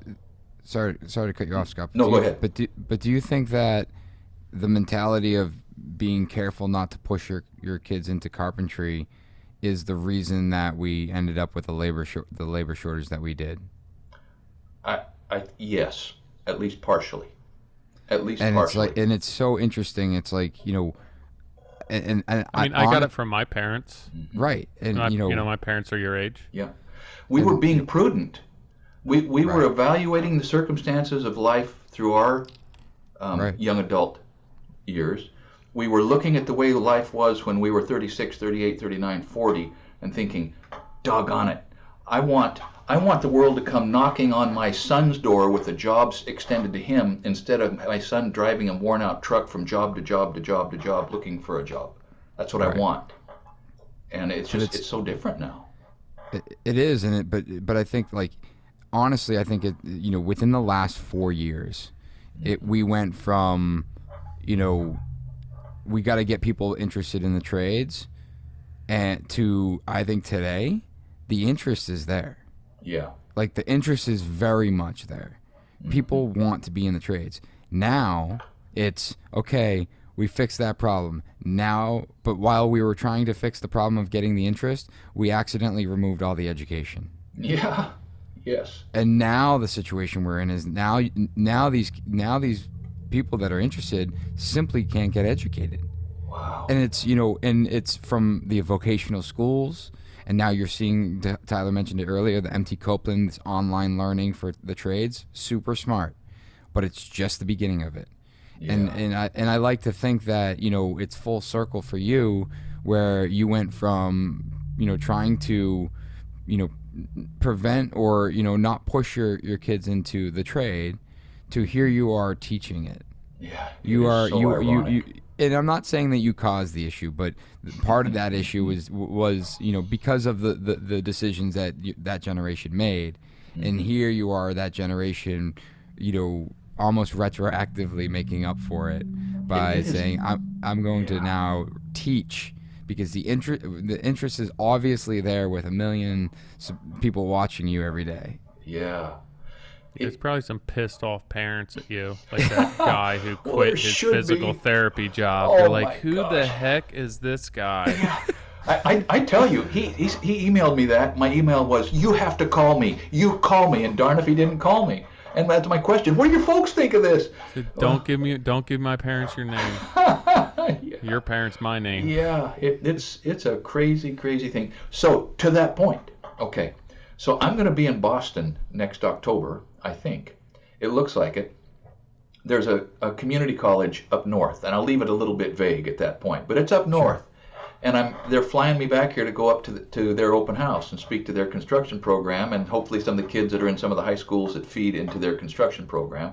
And so I'm going to be looking for some recommendations on things to see in Boston when we land in there, and then we're going to go up there, and then we're going to come back down through Massachusetts and whatever else we've got to see, and then come back to Boston and fly back out again. So I'm going to look for some coaching, boys. I think the one thing you're definitely going to need to see is the steak dinner that we're going to go out and have. We're down go for get that. some food. We'll go get some food. We'll hang out. Maybe we'll shoot some content. That'd be awesome. No, I mean, yeah. If you're saying October 2022, like coming up. Yes, this coming October. In fact, I All was right. I was just corresponding with my friend back there who is I'll tell you, I don't know if you guys saw the big table saw I just moved into my shop. No. I moved in an Oliver 1960s vintage Oliver double blade 16-inch blade table saw with a sliding table. The thing weighs 2,700 pounds. It's glorious. It's glorious, and I got it from this college back there. Okay, and so as part of that interaction, that came up this opportunity to go back and see them and get acquainted. And right now we're looking around somewhere between October 5th and between October 10th and October 20th, somewhere in there of this coming fall. It's not quite cast in stone, but almost. All right. Well, we'll stay in touch. Yeah, Why did they get that'd rid of the saw? It didn't have it wasn't a safety stop saw, Okay. right? I didn't know if it was because they shut How the long were you shop looking down. for a saw that you came to the East Coast to get this one? So here's the deal. There's a YouTuber called, it's Ingalls Coach Shop, Dave Ingalls. He's in Joliet, yeah. Montana. He makes the most amazing things, right? He made a perfectly replicated borax wagon, okay, 8-foot high wooden wagon wheels, and he does all of it. And I knew he was there, and he knew that I was here, and we were back in the Rocky Mountains visiting some friends last fall, and I called him up. I said, hey, could we stop by? So we stopped by his shop and walked in, and the first thing I saw was a Fay and Egan 1908 double 16-inch table saw. You turn a crank, and one of the blades comes up out of the table, and you keep turning the crank, and the other one comes up, and they each activate as they break through the surface of the table, right? Anyhow, it was just glorious. I had never imagined anything like it. And Kelly's running my GoPro, and that was part of what I did on his shop tour, and then we uploaded it on the channel. And 2 days later comes an email from this fellow, said, hey, we've got the sister saw back here, and maybe we can make a deal. And so that's how that happened. That's and amazing. it was just a fabulous thing. Yeah, those old tools are so cool. Oh, man. And they'll like last forever and can be completely rebuilt. They're like loud, heavy, but Yeah. so smooth. So It smooth. cuts. Yeah, it's Zero vibration. Yeah, like like less you than can't zero. bog. You could throw a tree through there and it does not bog down at That's all. right. I could set a camera on there while it's running, and you're ripping a 6x6, and Right. there'd be no vibration in the screen. right. Meanwhile, you do it on a brand new table saw, and it's like that camera's gone. Yeah, Like that that's camera right. vibrated off before you push the material through. It's true. So I'll let you guys know when we're going to be back there. I would love Kelly and I would love to meet you. That'd be amazing. What talking about the content, like as you work through the spec build, and now being that's gone, and looking at what you're doing, and just really just what is it that you hope to continue? What is it that you hope to accomplish in general? And long term, like beyond what you've accomplished thus far, I guess is what I'm getting at. So I'm not a guy with big lofty goals. I've never. So I've You are always not? Is appreciated. that what you said? I'm not. As far as lofty, I've never been a guy who has really understood or bought into the idea of setting goals as a way to accomplishment. But I think it is. But it just was never me. So, in general, I'm just interested in continuing to live my life with my 13 grandkids and the families that are here and the friends that I have. I've got the most amazing contact list in my phone of friends and people that I've done business with and worked with. Like, I don't know I've got like 3,500 people in my contact list, and that doesn't count the people, and that's not the people that I've met on the channel. So, but as a more specific answer, we uploaded a video this morning. I'm going to make 17 swords because I think I'm going to end up with 17 grandkids, and I want them all to be very similar. I want them to look like they came out of the same armory, right? They're going to have similar, identical scabbards, very identical swords, and I'm hoping that in doing that, something that I give to my grandkids will have a fighting chance of being conveyed to their grandkids, okay? Have you ran this by the parents? Yeah, yet? I was gonna say if my dad showed up with a sword for my kids, Well, that was steel. steel and sharp. These will be Hey, sharp. sorry, Dad. These kids aren't going to get this till they arrive at not necessarily majority, but maturity. Okay, I'm going to put some markers on what you have to be doing before anybody gives this to you. And if I'm dead, Kelly will take care of that. And if she's dead, a designated person will take care of that. Okay? It's like, who's taking care of the swords, guys? Yeah. I've got a tree house to build for grandkids. I'm going to build a set of clear vertical grain oak cabinets for my wife's kitchen. I'm going to remodel the middle of this old Craftsman house that I live in. I cut down some trees a year and a half ago. We sawed them. They're being dried and then planed, and I'm going to get 3,500 board feet of CVG oak. It's glorious. And I'm going to make a really nice set of cabinets to go in this house. That's good content. I hope to just live my life documenting whatever I do that's interesting and worthwhile. I want to encourage people to recognize that working hard is its own reward, and that being responsible and self-reliant and faithful is the only way to fulfillment. I get no bigger satisfaction than receiving communications from young guys, maybe your age, that say, man, watching your videos, it makes me want to work harder. It makes me want to I got raises at work and I'm running a job, and it makes me want to be a better dad and a better husband. And I think, wow, you can bury me now, because that feels like something worthwhile to have accomplished. Yeah. And if I can keep that up, and if Nate and I are able to kind of continue to both be pleased with how this goes, and I think we're going to be able to. He has different needs than I do. I mean, he's your age, And so, he works full-time still? No. He and I are both full-time social media. Oh, okay. He was in the Phoenix Valley from 2009 till 2018, 17 or 18, right when you could flip houses and really do good. He got there when real estate was on sale. And he's very frugal, and when he graduated, I didn't help him a dime's worth through college, and he graduated with a degree in accounting and I think $17,000 in the bank and no student debt. How do you do that? But that's just Nate, and so he did really good flipping houses down there in Phoenix for when it was good, and so he's on his own feet, and so we're both. Go ahead. No, you earlier you said that the good outweighs the bad when it comes to social media and YouTube, and I didn't realize that you were supporting multiple salaries. Yeah, we have two families, and then 1.5 additional team members, and so it's got to produce something. It has to produce. I mean, that's regardless of where you live in the country. That's a substantial amount of money coming in. It is. Which is fantastic, and congratulations for that. But the comment earlier, you said that there is bad, and I know there's bad with everything, but what is it that is the most difficult to do this full time? So that's a good descriptor there. It's not bad. There is some difficulty. Partnerships are hard. Yeah. I mean, are you guys partners? In the Modern Craftsman podcast, we are. Oh, okay. Yeah. In the podcast. And so in your individual businesses, do you have partnerships? No. Tyler's Okay. actually in New Jersey. I'm not sure Okay. if you knew that. No, I didn't know that. I'm not going to New Jersey this fall, man. No, Sorry. I wouldn't either. That's not happening. Okay. We'll fly Tyler up. I don't blame you. So there's, a cheap shot proverb is that the only ship that won't sail is a partnership. They're hard, and it is not easy to work with your dad. It's just not, And we're doing good, but it just injects. It raises the stakes. I mean, it's a high stakes deal when you're in a partnership with a family member, and I just admire Nate's willingness to be flexible with an old man.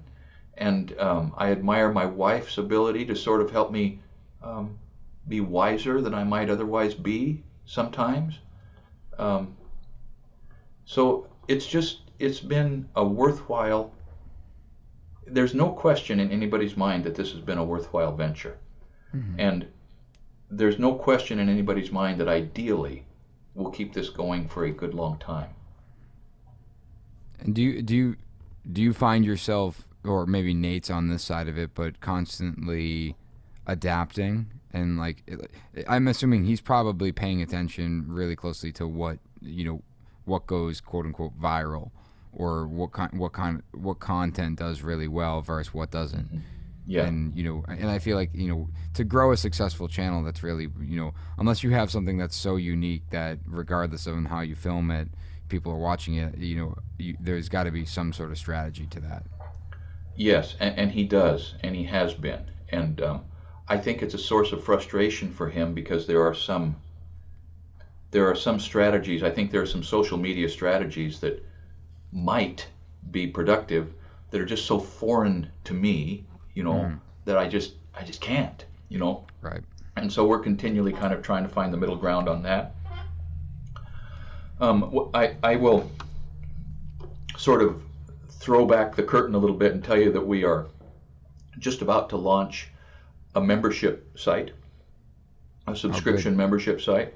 Now, we've had subscriptions through Patreon and DonorBox for 4 years, right? And it's just been a great help. If it wouldn't have been for our supporters in that way, we wouldn't have survived the project. It was just, and so now what we're doing is just kind of circling back and making good on the promises that we made to those folks and upgrading the membership site to where it is just packed with value as far as information and education and those kinds of things. And then we're going to begin to emphasize that on the channel and sort of widen the appeal, and we're going to market that to our channel. Say, look, there is, if you like this, here's a lot more of it, and with perks and opportunities that you can't get any other way. And so that has been one of his initiatives that he's been pursuing really hard. It's super smart. My question there for you is that is it additional content, or is it different content? It is both. Okay, so first of all, we have 4 courses that we've developed. We've got Essential Blacksmith, we have the 9 things you got to know before you hire a contractor, we have how to build a successful YouTube channel, and we have all of our content that would be applicable in employee training in a playlist. Mm-hmm. We've got a bunch of other stuff, the plans for the spec house and the costs all broken out, and we're going to be uploading all of our content early there. We're having twice a month shop talk, where for an hour I get in a Zoom meeting setting with as many people as want to come, and we talk about what's going on and the upcoming content. Some of it's going to be from the shop, some will be on the job, some of it's right here. It's a blast. So your question, we are developing right now a production model so that we can take the same content and get the same videos that we've been making and make videos that are a deeper dive, where I can sort of geek out into the details of the construction processes and why I chose this, and here's how you hold your saw in this kind of a bind, and here's what you watch out for when you're doing this, and what centers do I put my stakes on when I'm holding up a 16-inch edge form, and why we chose a 25% acrylic cure and seal instead of a water-based sealer, so that the content that goes onto the membership subscription site is going to be more detail and technical oriented, and what goes on YouTube is going to be just the way it's always been. So it's that sort of thing. It's you can go on, you can basically watch the free video where it's like here's the quick and dirty version of how to do it. Yeah. But if you want to learn more about the science behind it, or why we Yes. did it, or why we're using these instead of that, then you get to the paid site. Because something that I'm a huge advocate for, and again, Tyler mentioned MT Copeland earlier, is this e-learning, and as we are all seeing, no matter who you talk to, everyone's heard of Masterclass. Yeah. Masterclass is wildly successful, and Masterclass and MT Copeland, I forget what exactly their relationship is with each other, but there is a relationship there where it's MT Copeland is stepping in like, hey, we're going to be the Masterclass of the trades. Wow. Yeah, a bunch of the guys who started Masterclass, even Gabe from MT Copeland was at Masterclass for a long time, kind of worked his way up there. And then I think the one of the original investors in Masterclasses who started MT Copeland. And So it's a lot of the same principles. And we're seeing, look at Matt Risinger. It's like the same thing. He's putting together these courses and these really in-depth opportunities to get the behind the scenes and teaching it. And it's like, I'm down here in Nashville and we did an event, and it's very similar where people can listen to the podcast and listen to my content and watch my videos, and I talk about a lot of this stuff. But here's an opportunity to do this in a fast track way, where it's like, this is a paid event, people are here, but it's you want to learn everything we can in a 3-day thing. It's like my point and where I'm going with all this is that people love to learn.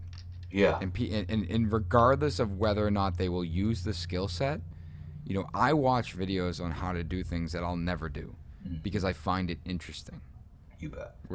And I think that it's like, and I can only imagine that that's probably a big reason as to why your channel has been so successful is you take the like Tyler said, like your voice, like just like listening to you talk and walk through a process in which you're doing something.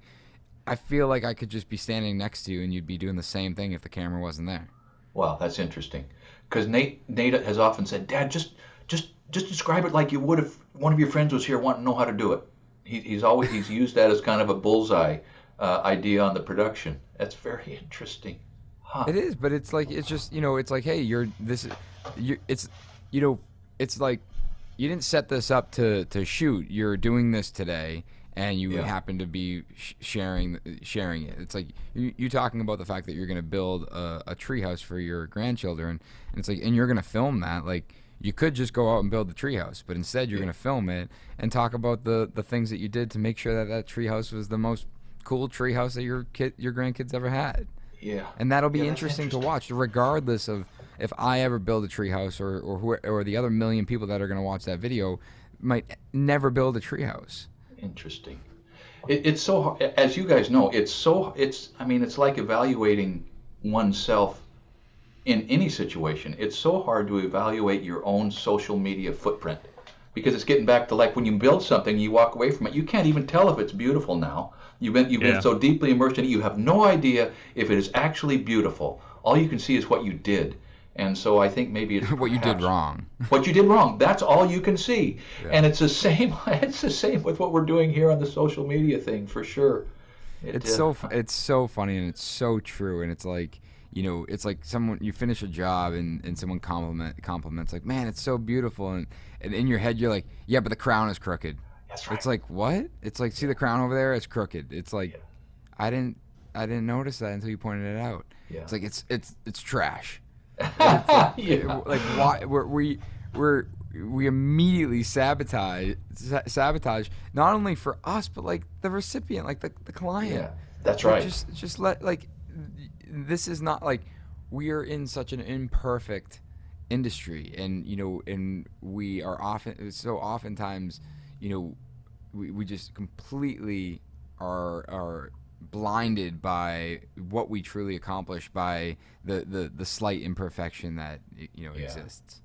Yeah. And it's the same thing, like you said, it's the same thing with social media. It's the same thing with creating video. It's like, all the that same, video, right? Yeah, that video is awesome. It's like, it has 1 million views. It's like, yeah, but like someone was talking about one of our videos, and it's like, we just crossed 1 million views. and they were like, that video is awesome. I'm like, I know, but it sucks. We never finished the end of the video. They're like, I don't think anyone cares. Nobody cares. Like Nobody. The video did pretty well, man. Like just take the compliment and let move on. So that's a skill that is hard to develop. When somebody gives you a compliment, you just say thank you. That's it. You just say thank you, and it's so easy to want to excuse. I know. Yeah, that is absolutely true.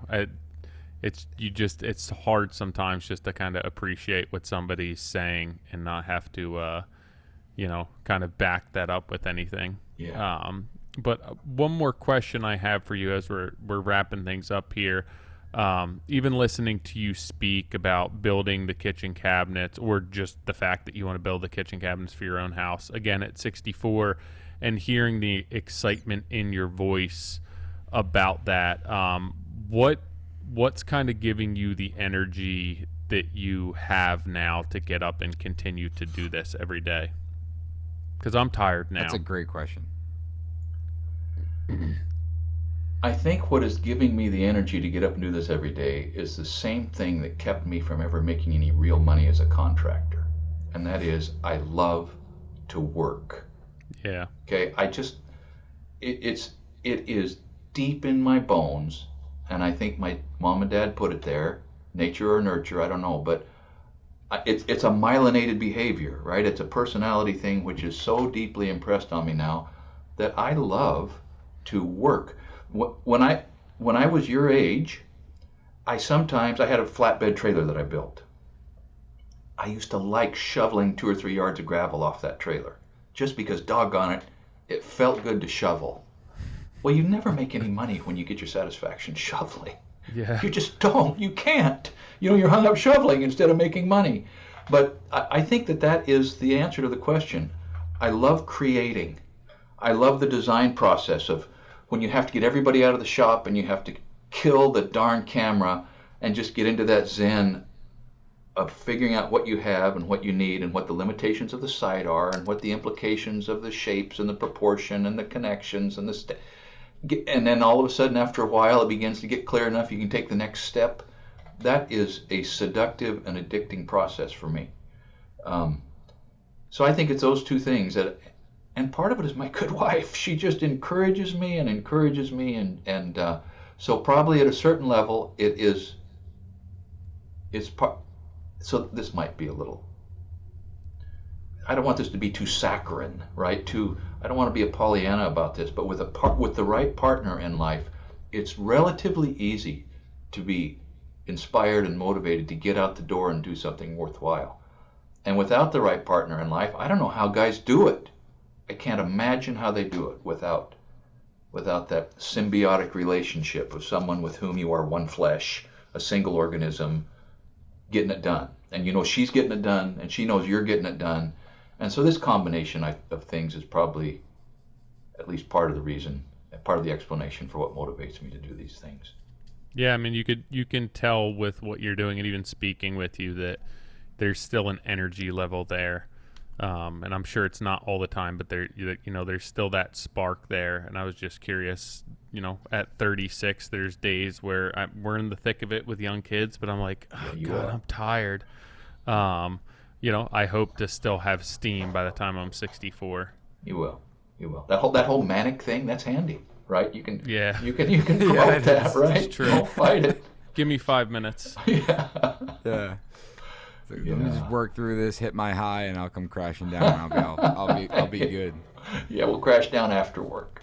It's funny, Scott. Like we film so much behind what we do as well, and it's funny to hear you say like sometimes you just got to shut it off and just get into the zen and just like remove. And I feel that way, not a lot. But when I do, it's like I'm consciously making that decision where usually I won't even go back to my office. I'll go find a coffee shop or somewhere that I can just be by myself, and if I have to sit down and just get work done, like because most of my work now is behind a computer, where it's just I shut my phone off and it's like I have to just get into zen because And sometimes I feel that way on projects where I don't spend a lot of time on my projects. My my supers and my PMs do, and and most of my time on site is in the manic state where we're filming, I'm meeting with someone, and then I'm off to the next thing. And I constantly have this romantic thought of taking a quote unquote week off and going into the field and putting my tool belt on and framing with the framer. And I told my framer, like, tell me when I should come down here, and I'm yours. And we never did it on this last project, and I'm like, why? Yeah. Why I never took the opportunity to just shut it off and just go back to where I started. And and it's not the last house I'm building, but it's like I have to do it because I feel like that there is just that I haven't hit that kind of zen in a long time. The camera is anti-zen, man. That is one thing. True. That's one thing that I learned building that spec house. There was no zen on that job with the camera running. No. It just destroys it. It's like, and I try to tell people, it's like working with a security guard behind you with a loaded M16. He may not be threatening you, but you can never forget that he's there. Right. Okay? You can never forget it. And you're in the middle of a calculation or you're making a cut or something, and boom, you think about the security guard, and then where was I and what happened? And so anyway, it's real, but that's not a complaint. It's just a different site condition, right? No, you're absolutely right. It's and you said it in the beginning of this podcast, is that when that camera's going or you're filming this whole project, there is the unwavering commitment to making sure everything is perfect. Yeah. Because it's like, you're going to post 500 videos, and if you're filming something that's not quite right, there's a million people that are going to let you know about it. Oh, as we wrap this up, let me tell you, one of the episodes is cutting in a gable dormer, okay? And I learned just recently that all of these years I've been making the cheek cuts on my valley and jack and the valley and hip jacks wrong. So, and in fact, I just happen to have a square right here because I talked about this on that shop talk thing. You know that the square gives you cheek cut, and it gives you a number over 12 that you put on the edge of the board and you mark it. And for these years, I've thought that, well, whatever that angle is in degrees is what you set your skill saw and cut the pitch and put it on there. Well, I just figured out and had it explained to me that no, they are always just 45-degree angles. That's all they are. And the cheek cuts exist so that in earlier days when they didn't have skill saws with the tables that could be tilted, but they had to start the cut with a hand saw, it gave them the line to start the cut on that would translate to a 45-degree bevel across the width of the board. That cheek cut table on those squares exists so hip and valley jacks can be cut with a hand saw, not because that's the angle that you use on your skill saw. So I've got to go back and record a patch video, and it'll be episode 78.5 that said, wait, I taught this wrong. This is BS. And please don't believe everything I tell you.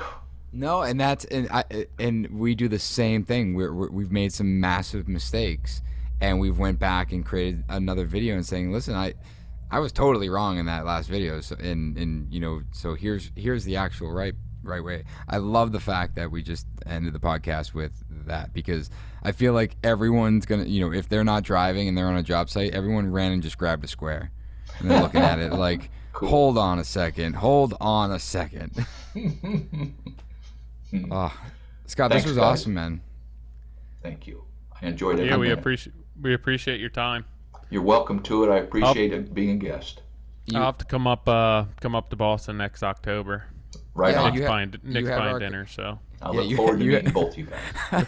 You have our contact, so when you know that date, shoot us an email. We'll coordinate something and we'll catch up. We'll do it. Thanks a million. A pleasure to meet you both. Likewise. You too. Take care. You can just click off the whole screen. The leave button won't work for now, so just hit the X. I'll hit it. Window. His energy is so good. I know. It's tough to I don't want to convince myself that his life isn't amazing as it looks, because again, you watch the videos and you're like, this is who I want to be when I'm older. Just like just putzing around, doing cool jobs, building whatever I want, just getting excited about little projects, homesteading a little bit, and Right. then it's like, you know, that there's still headaches. Yeah. But he's just it.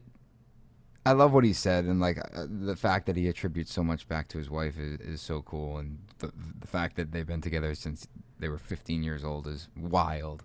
But I just think it, you know, my take on that is he doesn't give himself enough credit. Where it's like, yeah, I know, like his wife is probably very supportive, but you know, it's also you. It's also who you are and your personality, and you have and clearly has an amazing personality, and just, you know, has a deep appreciation for life as it is.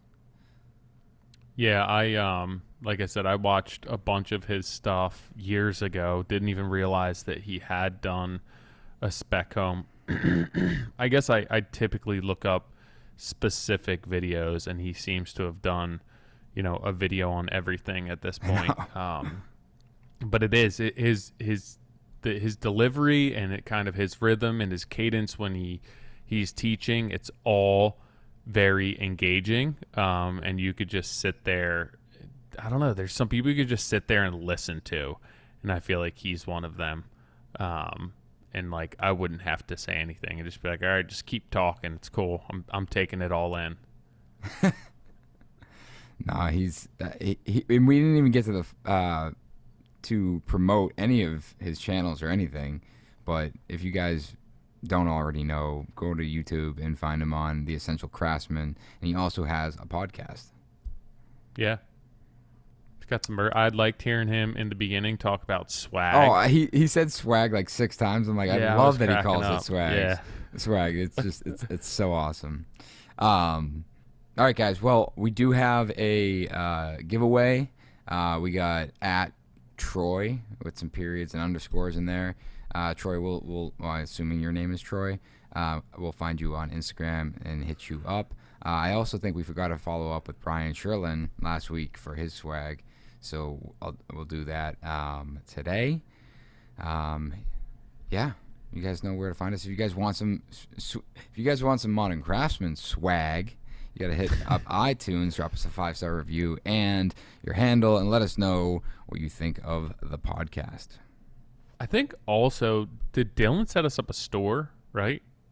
He did, yeah. Pretty sure that like if you just want to buy, you know, if you're not entering to win something, that we have hats, sweatshirts, t-shirts. We do.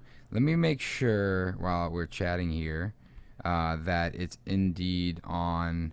I think we had it under. Whoops. Yeah, I'm not sure exactly. I remember a while ago we had asked him to set up that store, and I think that he did that. I'm just wondering if we put that link where we said we would. Excuse me. That I cannot answer for you. I'm checking it out right now. We did not. So we'll get a link in the description on iTunes. And you know what? I'm going to drop it on our Instagram. I'll get that link in our Instagram. So at the Modern Craftsman on Instagram. In the link, you'll have a link to buy some swag. Swag. All right, guys. Appreciate it. We'll see you guys next week. And as always, big thanks to our sponsors, Duration Molding and Millwork, Reno Run, Rockwool, and Upstate Merch.